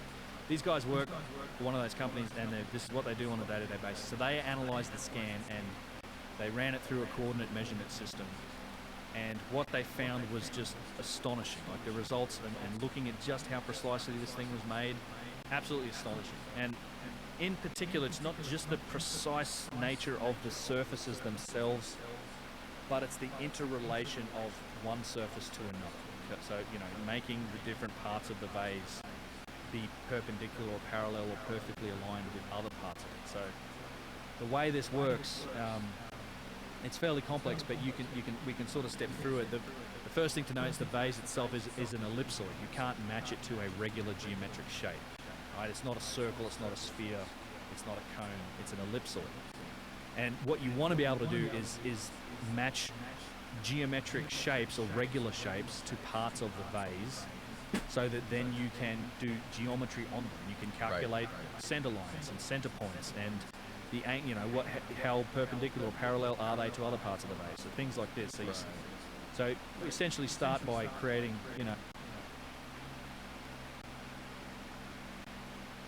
We actually came out here to get some of these fragments looked at with an electron scanning microscope. Wow. And we had a couple of fragments with like the tubular drill, but in general they're very clean. Like there's just nothing there. I think probably the first step you're going to do is if you can Moved into one of those periods right now, you're not going to survive it. Like we have this image because of the dinosaur event. After we get out of the bombardment period, then things have time to settle down. That's incredible.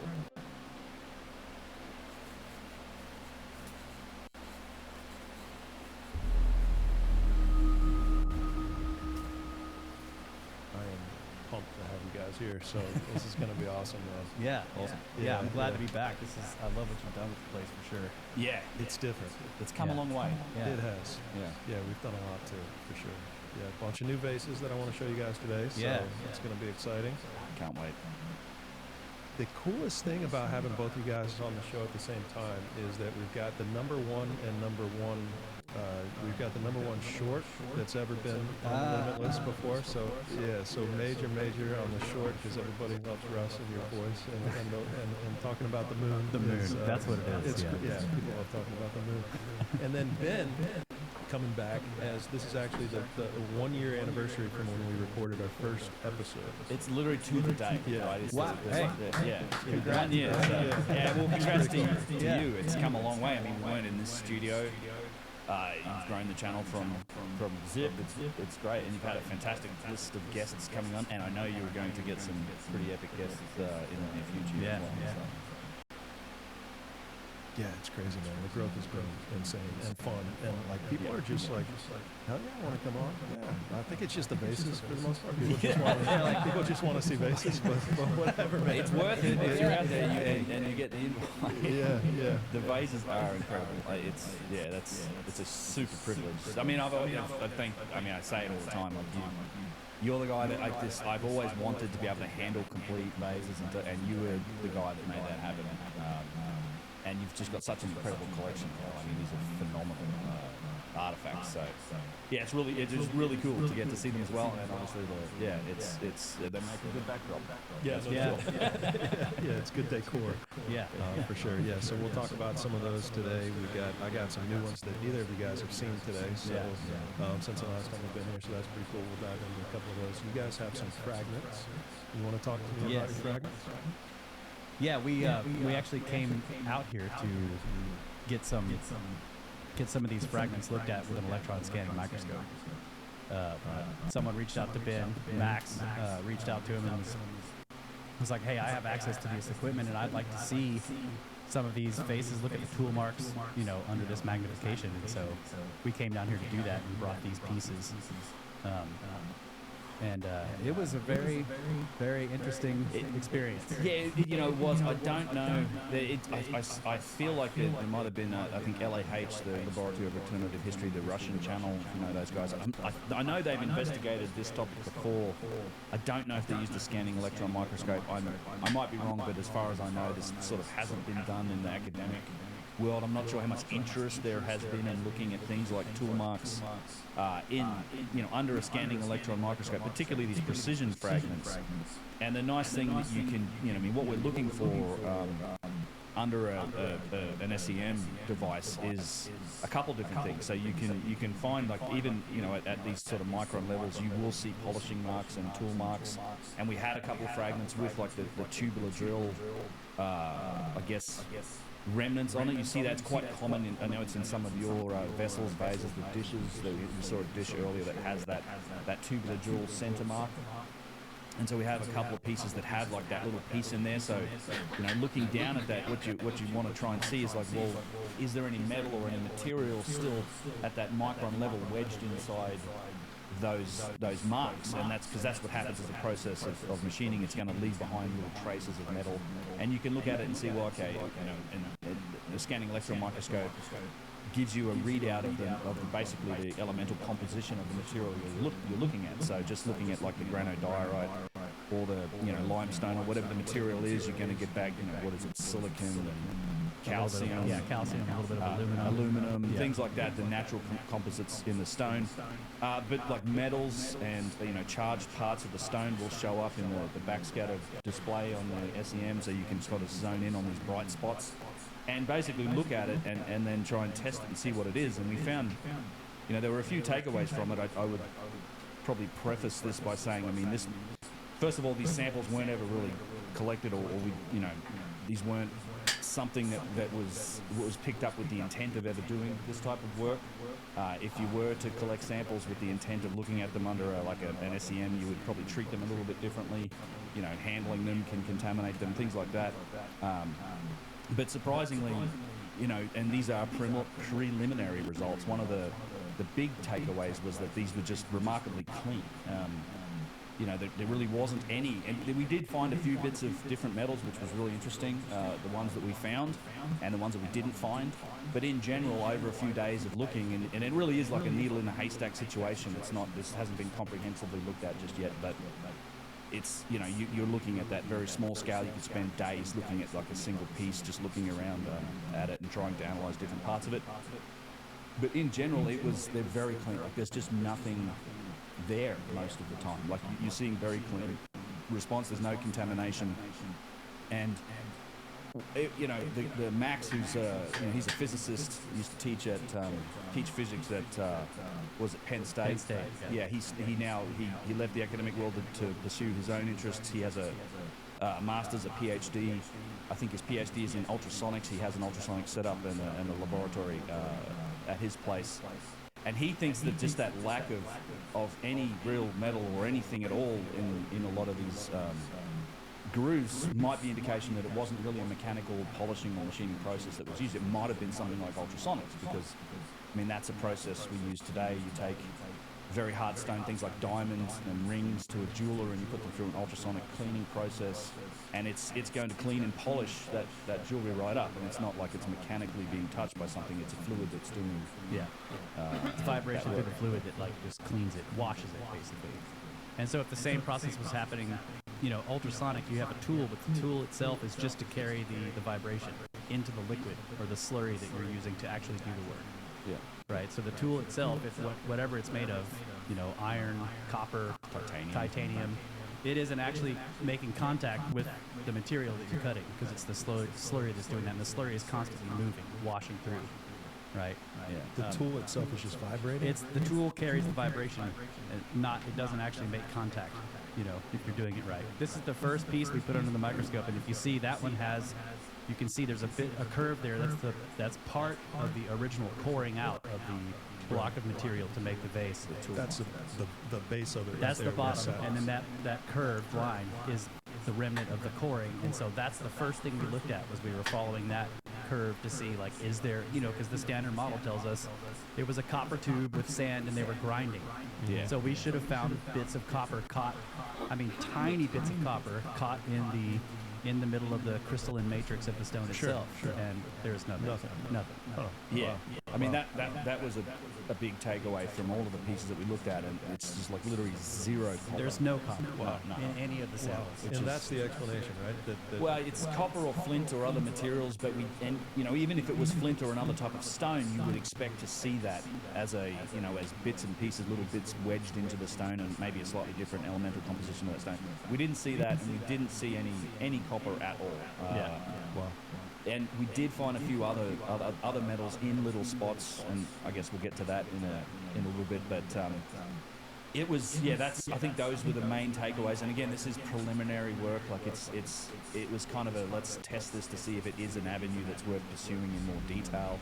I think it definitely is based on the results that we've gotten so far. But it's very preliminary at this point. But those were a couple of key kind of takeaways, I'd say. First of all, just no copper, none whatsoever. And, this sort of cleanliness and lack of contamination of anything on most of these samples, which might be suggestive of a non-mechanical process. I mean, you talk about ultrasonics. Like in Max's ultrasonics rig, he has, he's got this titanium rod that's like this round, and it shapes itself down to about like a 1/2 inch bar, and but he's using that in an oil, I think, to do ultrasonic processes on other materials.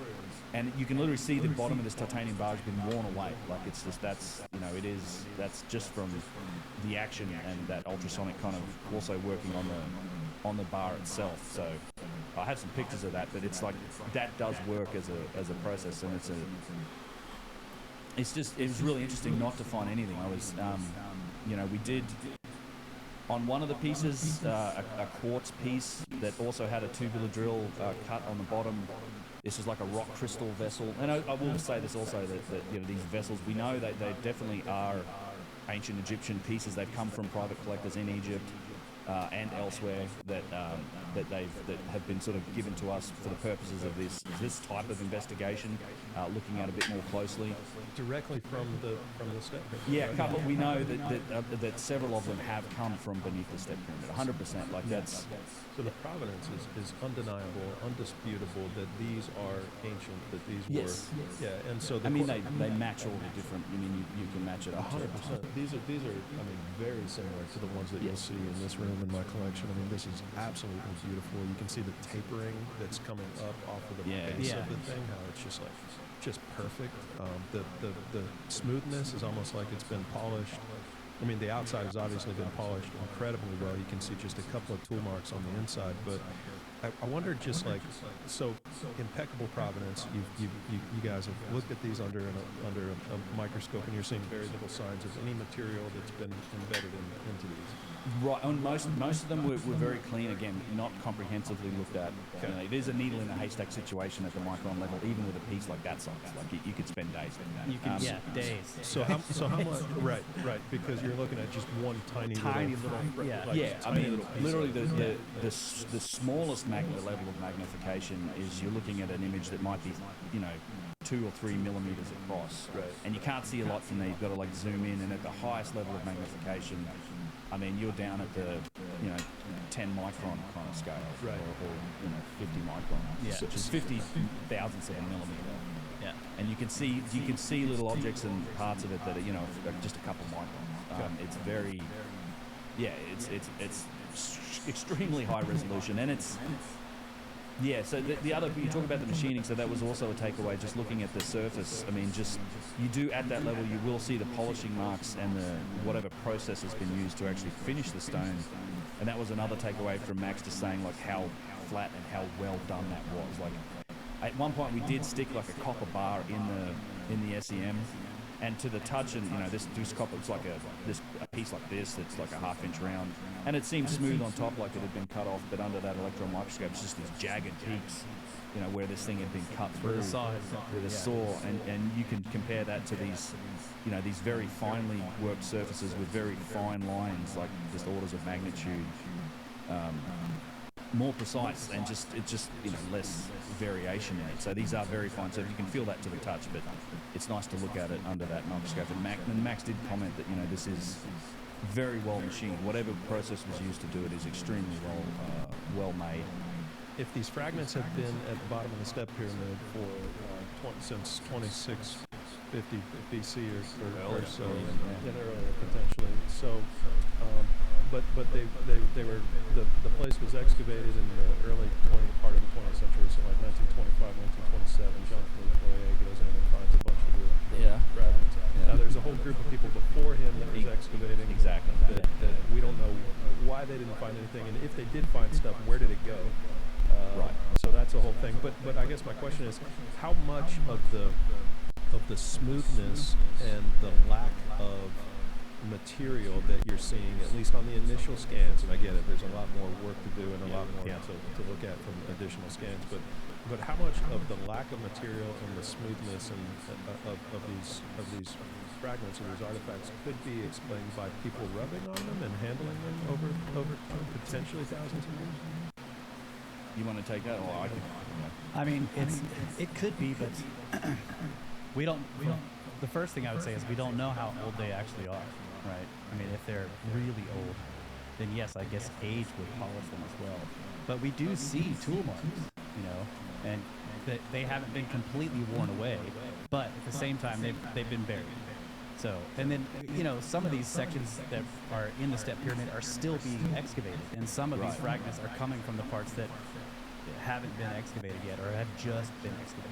Yeah, and in terms of cleaning it, I mean, you are talking, and this is where the small fragments of different metals and materials that we found were quite interesting, because, you know, they were properly, you could see it with the topographical display on the SEM that these are wedged in, you know, between like the components of the rock itself. Like it's not like it's a speck of something sitting on there and resting on there that would fall off.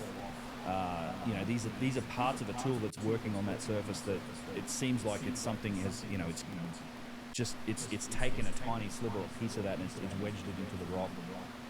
And that's what we found when we did find a couple of different anomalies. So I mean, there was a quartz piece that had a tool mark, and looking in that tool mark, we found traces of a couple of different metals, just in like very odd spots. We found tin, zinc, and iron and titanium.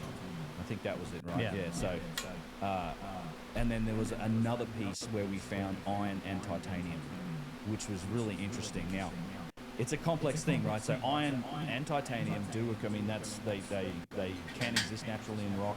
You know, typically it's always really it's in the form of an oxide, so iron oxide or titanium dioxide.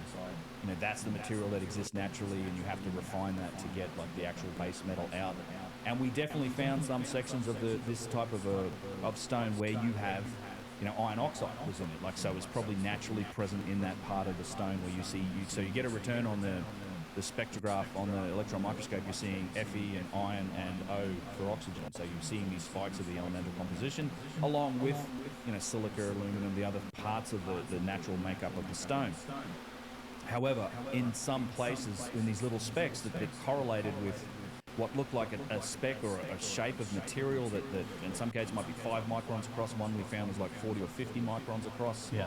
That had shape to it. It looked like, and you could see it. And I can show you images of it. It looked like it's something that's sort of actually in the rock.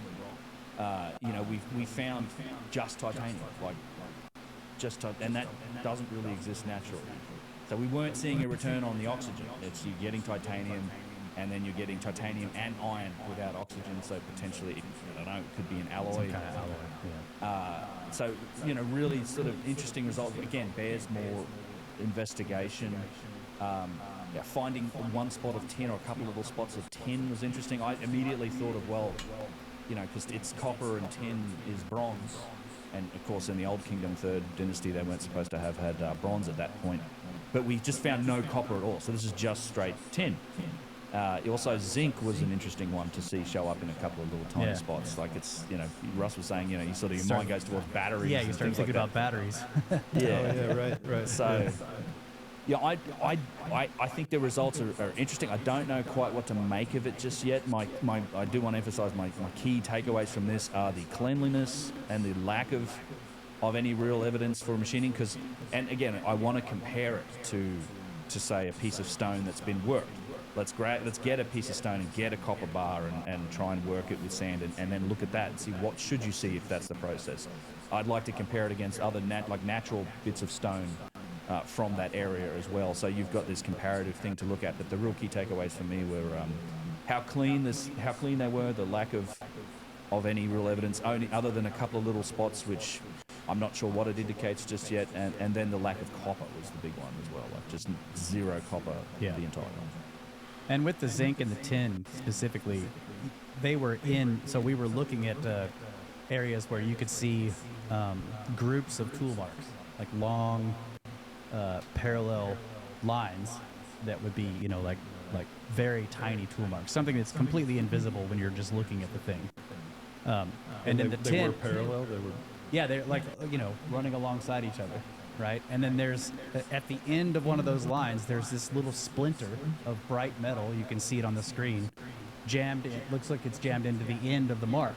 And then we'd focus on that, have the microscope give us a return on it, and it shows up as tin. And you're like, okay, it looks like a fragment of tin got jammed into the end of this tool mark, you know, as the tool was coming off working the stone, or it hits a harder piece and stops cutting, and the tin breaks off, or something like that, you know.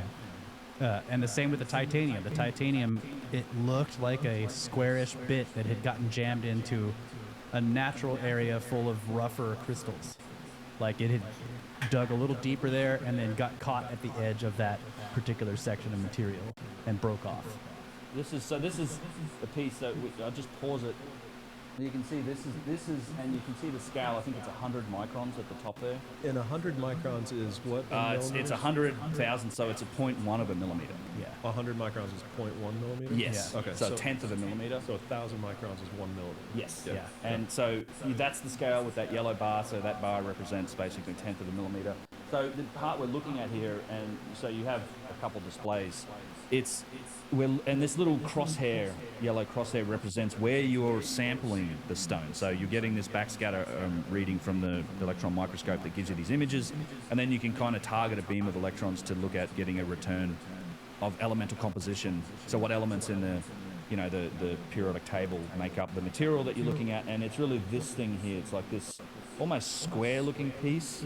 It actually lights up and looks different. It's like it's snapped off. It's embedded in the stone here. It's jagged on the bottom edge, square on the other three edges, and it looks like it's got a hole through the middle of it. You know. Yeah, and so when you hit it with this crosshair, you're basically sending a bunch of electrons in it, and it's reflecting back, and it's getting a reading of what it looks like on the O2 table. So you're seeing some silicon. This is the calcium, silicon, a little calcium, bit of aluminum, but we're getting watch the titanium is coming back, Yeah.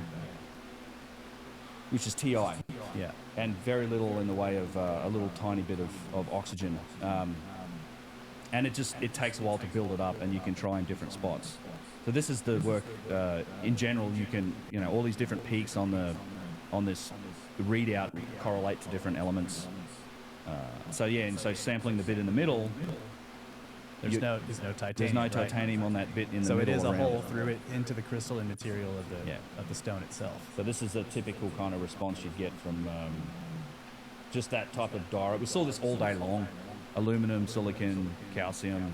Yeah. That's pretty much And the a little makeup bit of of oxygen. a little bit of oxygen. That's the makeup of the diorite, I suppose, or whatever it is. A granite that's very similar. The limestone piece maybe looked a little different. Yeah, the limestone. It had some magnesium and yeah.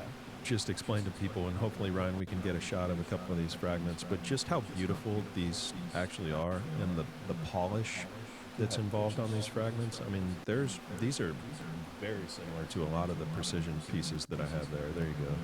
So that's The polish is amazing. You can tell how big this piece here would be based on the kind of the curvature of it. Oh, And with it's the one you have there, It's yeah. a big piece, man. Yeah. I mean, Yeah. You're talking about a huge piece of stone right here, and very thin, and the tapering is like perfect. I mean, it gets more thin around the edge just a bit, and it kind of gets a bit thicker where it needs to be thicker. It's got tool marks. It's just absolutely stunning. It's incredible to see something directly from the step pyramid that has this level of polish Yeah. and just like symmetry and just perfection of arc and work. So it makes me feel better about a lot of this stuff Yeah. that I have here. 'Cause, I mean, it's very similar. Yeah, it is, and I do like these samples because they show you a lot of interesting aspects that's gone into the shaping and design, I guess, and machining of these vessels. This one in particular, I like. It's very thin, but like you said, the tapering's really important. Like that's difficult to achieve. Like this going from thick to thin to thin to thin, and yeah, it'd be great to like if you have even the calipers to measure this little spot in between here. I'm guessing it's a couple of millimeters. Yeah, here we go, folks. Yeah. This is what this is all about right I here. did want to measure this actually. The thinness of this piece, which it's translucent. So what do you do? Clamp it so. That we did in Danville with the Duns, except it's not on a mounted. Let's see. It's right-handed tool, of course. This in what, millimeters, inches? You can change it. No. I'm not sure what it's set to now, but you just squeeze the part on the top and it opens up. No. I'm just saying. What's the readout here? It's inches. So, yeah, 0.128 inches. Is there a way to set this to metric so I can? It's one of those buttons on the bottom. mode. Let's see, data. Inch. Mode. Okay. No, let me take a look. So 0.1, I mean, I don't know. I can't do that in my head. Oh, there you go. So yeah, so 3.2 millimeters. So that's about what I was expecting. I thought this was somewhere between 3 and 4 millimeters thick. So yeah, so it tapers from a thicker piece that might be 5 or 6, and it just tapers down on an edge to the finest part of it, which is right beneath the lip of this piece. And you're also seeing the curvature of it with this. That's the thinnest fragment we've got, right? This is the thinnest fragment. Yeah. It's amazing. Yeah. It's beautiful. And this other one is similar. The tapering is more pronounced on this. Here you go. Yeah. This one. The two samples we left with Max are the ones that had the most anomalies in them, and he's going to do a more comprehensive, study of them. And so we'll get back in touch with him. I guess he'll let us know once he's done more stuff. And yeah, because some of these we found no metal. Yeah, nothing. Like nothing. Most of them are nothing. Yeah, like right. This one. This one in particular, like it just had nothing. This one too with the core drill in it the first one we looked at. Obviously we didn't comprehensively scan the entire piece, but there was just nothing. Cruising back and forth across the piece and a little bit randomly. Ryan, do 0.115. See what that comes out to. Thank you. Inches. 0.115. 2.9, so like almost less 3. than just under 3 millimeters. Yeah, which is like the thin wall base is like it's 2 millimeters at the thinnest point and 4 on the rest of it. So crazy. Yeah, it's right there. And it's quite remarkable. I mean, and that's you can see that machining prowess in Russ's pitch. You talked about that, the crack. We thought that's a crack in that thing, but it's looking at it under the microscope. It's actually not. It's a natural vein or a weakness in the material. It's not. It hasn't been glued back together, but they somehow machined this piece anyway. Yeah. And evidently, it held. Like that's. I thought. I mean, this looks like a continuous break all the way across. But when we looked under the microscope, it's not completely continuous, right? But it is a fracture that goes through the material. And so I had thought, it was broken, and what did they glue it back together in antiquity? Because, obviously this came from beneath the steppe period. It wasn't glued back together in modern times. So when we looked at it, no, we found this under the microscope, and it looked like a deep canyon, but broke it up because parts of it were whole. But then in the canyon, it's like almost pure silica. It's like quartz growth in there. So this fracture, which is a weakness in the stone, they managed to make this enormous bowl or whatever this originally was so thin, even with that kind of weakness in the material, and didn't break it. Right. It's astonishing. And they must have finished the process because it's completely polished. Yeah. Yeah. This was broken after the process, of making it. Because it's not broken along the weakness. Yeah, when I put a black light up to a couple of mine that have been repaired, you can see it shows where the glue is. Oh, okay. And I put it up to this one, there's no glue at all. There's no glue. No glue. No, so that's incredible. Yeah, it's wild. Yeah. So it's interesting, and like we said, I would like to compare it to machined pieces of stone that have been machined with different, like I say, modern machining, and primitive machining. It's like there's not a lot of conclusions we can draw about this just yet. It's very interesting. I think it's a direction to go in. I don't want to, I'm not jumping to conclusions about what this means, but it is kind of interesting the fact that you see titanium, because titanium's wasn't used outside of laboratories until like the 1930s, and it was discovered even 1790 or something like that. Yeah, 1790, and not until 1930 or something like that was it made in large amount.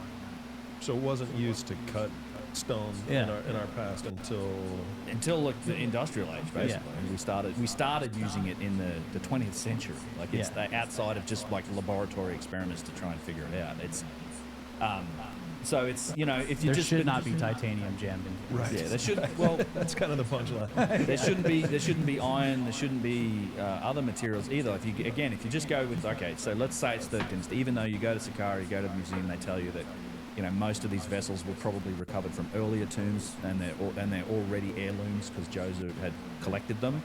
But let's pin it at like kind of that early part of the Old Kingdom. I mean, just there's no iron. You know, I don't know about if there was tin or not. So they probably had some. They had copper about that, and that's about it. Like, there's just, you shouldn't be seeing some of these other things in that period, and that's always been my the aspect of these that I've looked at, along with the, you know, precision and the machining. It's like, this doesn't match up with what should be the known capabilities of that civilization at that time. And, you know, yet, you know, we have other artifacts that do match those primitive capabilities. That's my whole Tale of Two Industries thing. I think you can see the result of those relatively primitive tools and techniques throughout dynastic Egypt. But alongside that exists some of these out-of-place artifacts like these that display just astonishing precision, machining. And this is why the vases are so important, is because they do go way back in time. Like, they're pinning some of these machining and precise sort of manufacturing techniques to a very early period of time. You see similar techniques in other artifacts, the boxes, the statues, some slabs, things like that. But we know that these vessels go way back in time, to pre-dynastic times, like, up to like 10,000+ years ago. Like, I often use Toshka as an example, as a site it's now underwater since the dam, the Aswan Dam was created. Some people get worked up about Toshka when I talk about it. I primarily use it as an outlier of an example in terms of dates. You can go to the Nubian Museum in Aswan and look at it, and you'll find pictures of a lot of those excavations in that area, including Toshka, that I think definitely show stone vessels. I mean, 100% there are stone vessels mixed in with these very primitive burials and, you know, poorly sort of made pottery vessels. And some of those pottery vessels and stone vessels you can see in museums. There's lots of sites that show that. They're 100%, and this isn't controversial at all, like, stone vessels like these are known to be pre-dynastic. And then, you know, they kind of go into the first, second, third, fourth dynasty and kind of stop after that, right? Everything after that switches over to alabaster with very few examples. And all that alabaster work is handmade. You can tell it's handmade. My personal opinion is I think it's something that Imhotep created as a method to try and imitate the stone vessels as best they could in a much softer stone, which is alabaster. He was a genius. He figured that out. That's actually literally what they say as well at that museum. They're like, hey, yeah, he was trying to figure out how they did this, and he came up with his method for alabaster construction. And then most of the vessels you see after that are alabaster. Beautiful, but you know, handmade. And for anyone who's ever there, in the Nubian Museum, it's off to the right in the annex, not in the main body. We looked multiple, like, where, we know this Toshka exhibit is in here somewhere, and we didn't see. And they finally were like, let's check over here. And you thought they pulled it, probably. Yeah, we thought it was gone. But then you go back into this annex section, like, where it says basically that this is a temporary exhibit. So you think it's just whatever they have. But we went in there, and there's a whole section on that area that was flooded with multiple photographs and all these details about the archaeological excavations that were done in preparation for that area to go underwater. And that's where we found the photos and lots of other ones showing what looks like, you know, I mean, obviously you can't 100% tell because you're looking at old photographs, but you can see, like, very primitive, like a burial, very primitive pottery and ceramic work or whatever. And then there's this beautiful dark stone vase in there with this primitive, all these other primitive artifacts. And you're like, wow, and this is supposed to be 13,000 years old.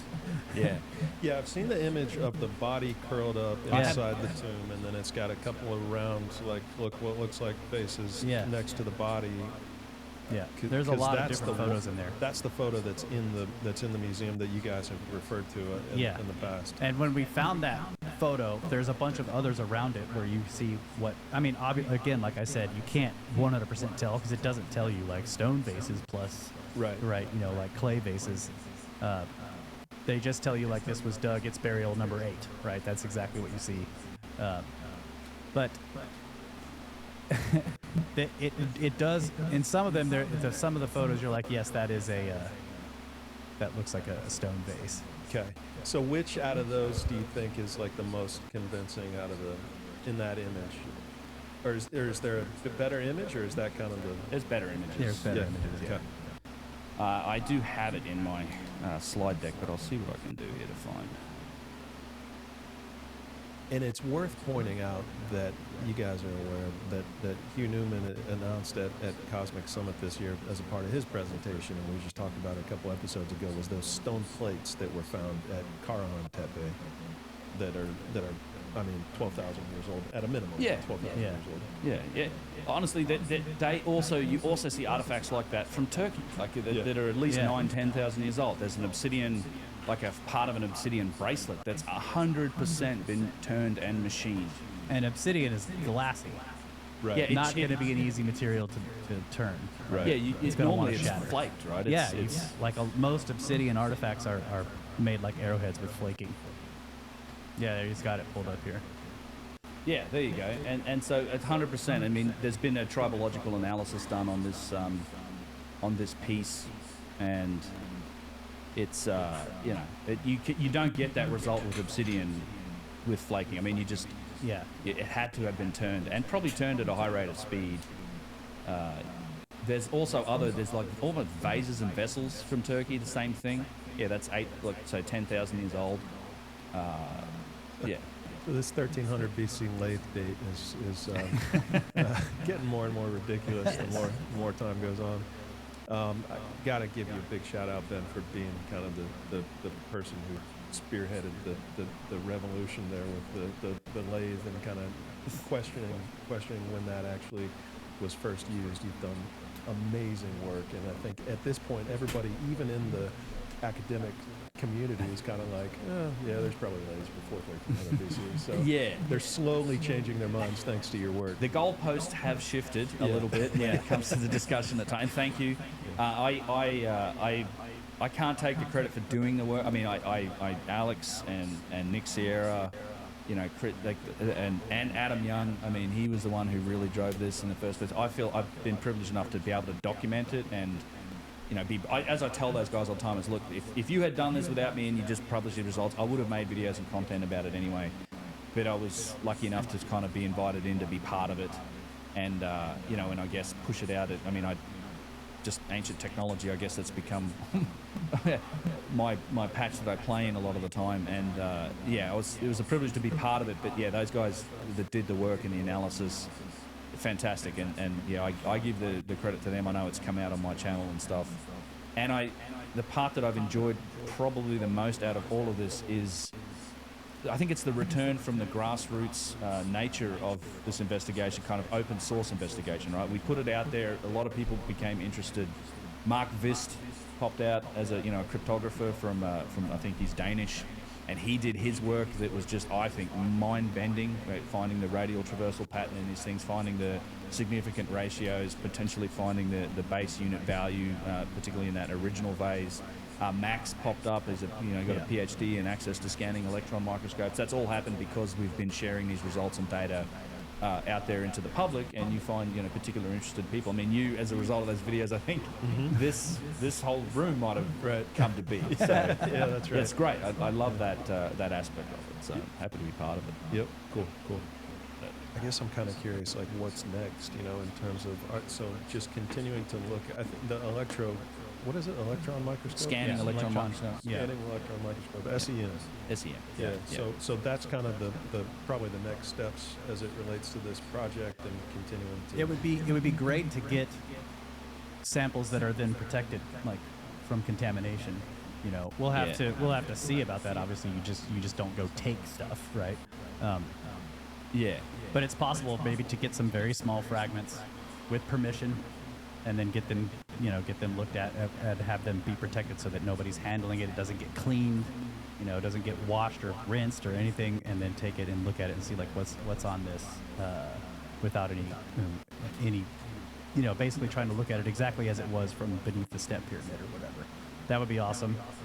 Comparing, so doing the comparison work to other stuff. Comparison to rough stone of the same material. I mean, Ben, do we know where they got this stuff? I mean, where did they get this? Yeah, so various different spots with quarries. Yeah, I don't know. That's one of the big questions about that in the pre-dynastic time, is like there was such an array of semi-exotic stone types that came from this area. It almost, there's a whole problem around trade. Like, you find things like, there's a lapis lazuli tube that's in a pre-dynastic section in the Egyptian Museum next to bone and bead ornaments, you know. With the gold, the gold tip on it. I've actually found another one. I think there was another one I found in the a pre-dynastic section in the British Museum, but it's like there's no source for lapis in Egypt. What up, the closest buddy? source for lapis as far What's as up, we know my is, homie? Afghanistan. So where are these stone types coming from? How are they getting their hands on such high quality pieces of stone? A lot of the times, you know, these aren't made from blocks of stone that you just find laying around on the surface. There's a quarrying process involved with all of this. So yeah, just there's all sorts of issues with that. But I would like to compare it to natural parts of the stone and then worked stone to see like what does it actually look like when it's machined with, you know, Thank you, man. a copper tube, or it's like a modern lathe. You know, I think you'd still see those metal fragments there. Yeah.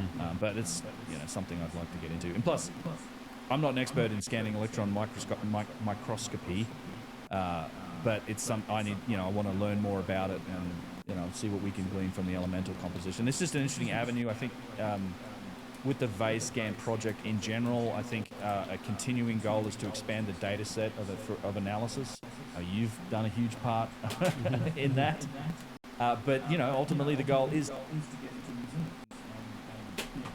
Yeah, man, those caves are crazy, bro. Human-made, man. It's so insane. It really looks like a machine made that cave, those caves. It's made out of sandstone. I have a piece of sandstone here.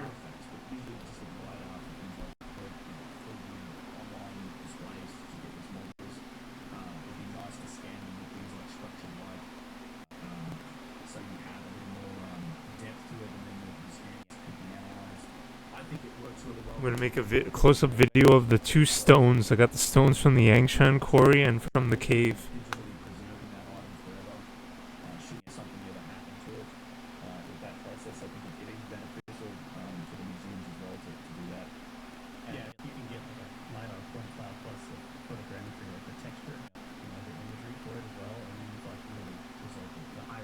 Yeah, buddy. Oh, just in the suitcase, you know, in the luggage. It's just a rock.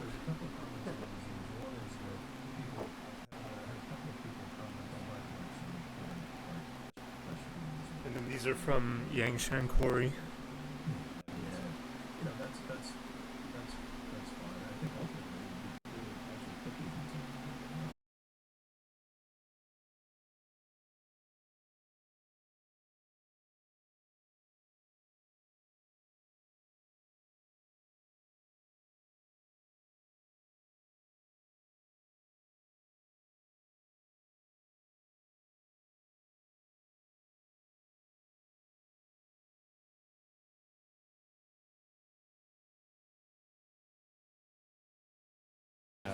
Archaeological context. It was donated by the owner in 1924 to the Cairo Museum, and so for me it's like, well, what is it then? If museum's pieces aren't good enough from 1924, then what's good enough? And it's almost like what you guys have here, which you know is directly from the step pyramid, is even better than what we can find in museums. So I mean, to see that stuff kind of get analyzed. I mean, museums are great, and we got to go to museums, and we got to try to kind of work with them. But then, like, understanding of the pieces that we're looking at from museums, what's their history? Where did they come from? Was a private collection in 1924 or in 1880 or whenever it was donated? What was the technology? Was anybody making these? Thanks, buddy. Thanks, man. Yeah, could have been fake. So yeah, and that's a good point. I didn't know that. I know that. I think I know that actually explains some things. If it's that big round one with the gold hand, I know the one. It's one of my favorite pieces. They keep moving and they keep hiding. Like I had to go find it, and it's like literally in an off-limits area that I just walked into, on a dusty shelf somewhere now. And maybe it's because there is a provenance attached to it. And when I say we want to get into museums, So I said it was blue, right? But I think it just reflects the sky. Get access to vessels with like impeccable provenance. The ones that have been, okay, Jean-Philippe Loyer found this thing, came from his collection during his excavations at Saqqara. That's pretty impeccable. Like if those types of artifacts that, okay, Flinders Petrie found this thing or whatever. Those are the ones you want to look at just to address the provenance issue. I personally, for the same reasons you mentioned, technologically speaking, I don't think it's such a big issue with provenance. I mean, I know people that don't like the results. You know, they're going to question provenance, and I think it's legitimate to ask the question about provenance. But I think for those exact reasons you mentioned, like in the 1920s, even in the Thanks, 1980s, Silas. How you doing, man? because I know I've been watching your YouTube videos recently too. I mean, some of yours, I know. Some I didn't quite understand about. It's like who is fucking doing what's this that level game of called? precision machining in that time? And even in the 1980s, it's questionable that you would be able to do Entertaining that. video, I mean, we but know that today it would be. I didn't quite I'm understand. sure it's possible. It would be insanely expensive. It would take a lot of machine time with a very sophisticated machine with an expert operator. I'm sure Probably it was burn like through an a bunch of inside toolkits joke. trying to I'm do sure it there's because it's quite a very lot hard of material. And I'm not sure you're going to get a return on the investment if you're just trying to sell this as a fake artifact on an antiquities market. That idea gets compounded when you go back to like the 1980s or the 1960s, because these things weren't really worth anything back then, not relative to today, certainly. I mean, people have always been interested in statuary, artifacts with writing on them, hieroglyphs, and these vessels are like they're plain, they don't have decoration on them. I mean, sure, they've had a value, but it hasn't been significant. I don't think you'd ever be able to do it for the price to make money in the 80s or in the 60s on an antiquities market, unless someone's insisting, well, it's a 50-year practical joke. Somebody made it in the 80s in the hope that this would happen at some point in the future when they get analysed. And I put a video out and somehow drive the price up of these things all around the world. I should have bought one. I never did. Terrible grip. Terrible grifter. Yeah, I'm very bad at it. So yeah, You got to work on that. yeah. Or a terrible Metallica. What was it? Oh, Yeah, a roadie from Metallica. Roadie from Metallica. Yeah. It's just terrible in general. Yeah. Yeah. We got a roadie from Metallica to tell you all about it. What was that from? Now, Andrew Schultz, I was on the Flagrant podcast, and it's like, well, he asked me before the podcast, he's like, well, what do you call yourself? And I'm like, well, I'm a YouTuber or an independent researcher, whatever. He's like, that's boring. I'm like, kind of, you're the comedian, you figure it out. He did. Made me laugh. He's like, everything you know about history is wrong. We've got a roadie from Metallica. Can you tell? I like it. That shows, I guess. But yeah, I don't see it as big of as the provenance issue as a big of a deal as some people do. There's also the form matching, right? So a lot of how stuff does get dated, and this is a known archaeological technique, is by matching form and stone type and even wear and things like that to known design types during it. It's contextual dating, yeah, and that happens. These artifacts we're looking at and that we have looked at match all of those things. They match the form. I swear it like absorbs replicas. the blue They look sky exactly, light. well, not replicas, but they look exactly the same. They show where But it's right black. type. They match on all these other levels. You're just not always going to have provenance. That's the nature of antiquities. This is another reason why I think in some cases finding out where this stone comes from can be important. Some of the time, like we were saying earlier, some of it is not. It's not really known. Where's the quarry? What's the source? All of this stone has a signature that there's diorite all over the world, but you can figure out exactly where this came from if you have the right data.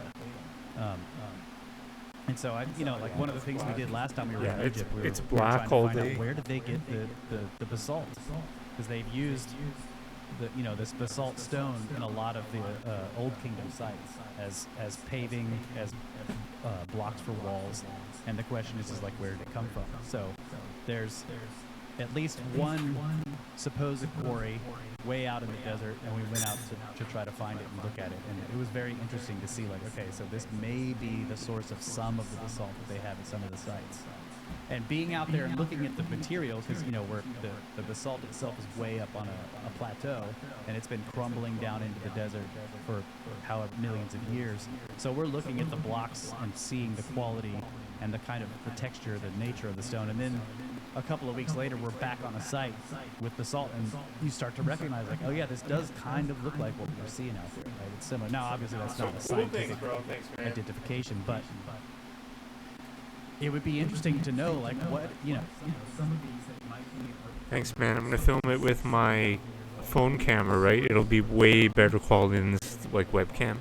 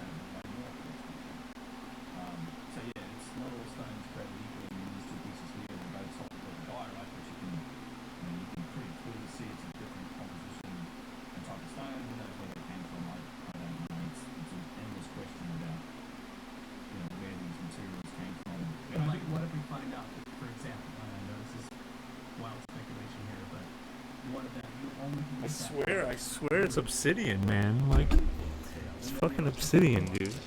It's fucked. How did they make it? You know, even if it's only 4,000 BC, how did they get a Peruvian piece of that? That's what I was talking about with the different stone types, particularly these vessels and these stone types. It's like it does. There seems to be some indication that there might have been a system of trade whenever these things were sourced. Yeah, I don't think that was necessarily the first. You know what I think the next step is? To search, like, do a walk around the area of the quarry looking for arrowheads and other obsidian shaped things. So my window of possibility that I put this in, so I think you have the same problem just by saying, okay, these vessels are pre-dynastic. I think you can run into the same problem that you do when you look at them in the context of Early dynastic, in that you're finding them in these primitive burials. You're finding them in the possession of a people who buried their dead in a fetal position in a shallow grave. They were making, hand-made pottery that's rough. They had bone and beads. There is no indication that they had any capability to do this type of stonework at that time. We're just talking back to like 15,000 years ago. There's everything else that we know about them suggests they didn't have the capability to finish extremely hard stone like this, get it thin, all the aspects that we see about the bases. Same thing's true in the early dynastic period. Like, they say, really what people think of as Old Kingdom Egypt really started in the Third Dynasty. It's the Third and Fourth Dynasty, the most famous, but because before that, there's no real building, there's no statuary. It's the First and Second Dynasty. I know this was like, Barakat had to try to explain it in one of the bits of literature about one of your vases. It's like, it's really interesting because we've dated this vase to the First and Second Dynasty to note that this seems to have been the only advanced form of stonework happening during that period. I'm like, well, is that really the case? If they could make these vessels, they're probably going to do statues, they're probably going to do other stonework. We just don't see it. So, Brother, I'm actually done for today. Thanks for being here, though, man. I'm probably gonna eat. I might play some GoldenEye later, honestly. I might stream some GoldenEye, I might not, but... Cause I set everything up for streaming, so... Good seeing you, homie. Oh, thanks, man. Thanks, buddy. Thank you, man. Thanks for your interest in watching the videos, too. Yeah, the cave, man. The cave is crazy.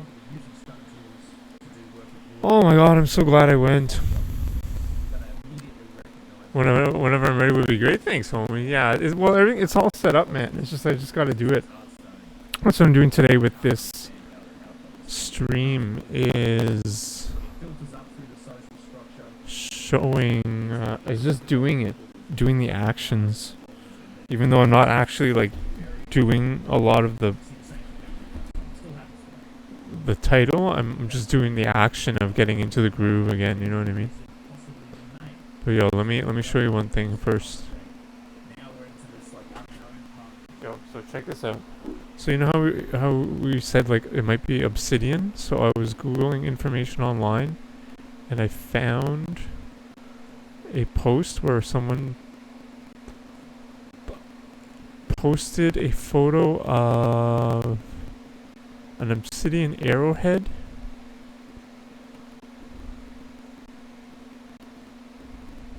Oh my god, where is it? Really? Oh, here it is. So check this out.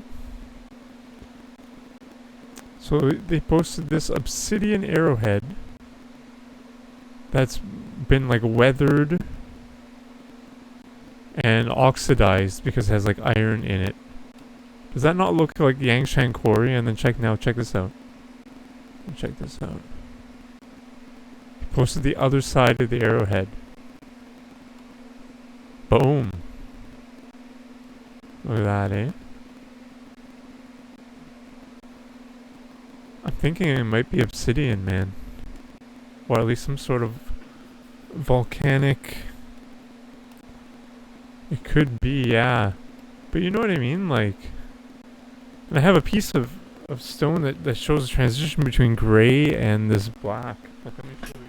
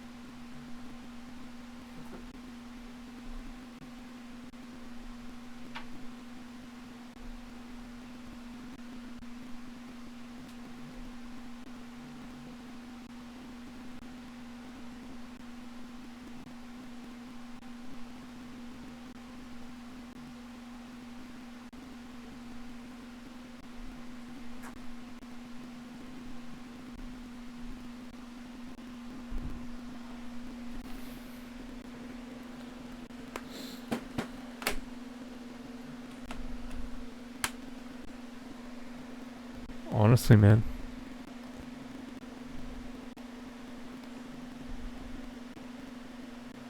There's also a stone called sodalite, if I understood it. So, like, obsidian is pure volcanic glass, and I think sodalite is a little slower cooling. I might be wrong. So I think it's like, and that, which is also kind of a bluish color. Cause I don't know. It has like a tiniest hint of blue. It really does. Maybe I'm just crazy.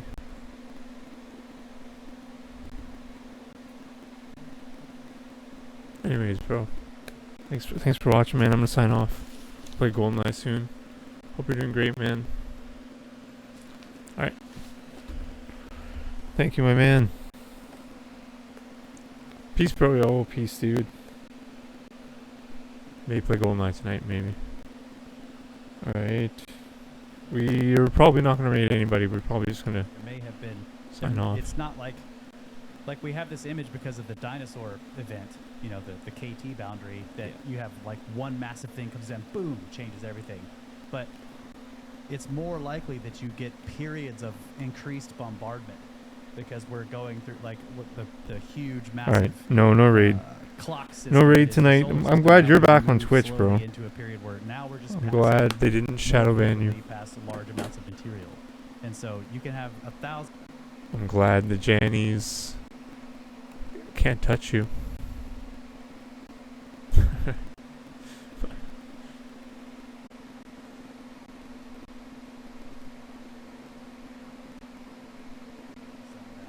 But stuff has gone extinct. You've moved, you know, sometimes whole coastlines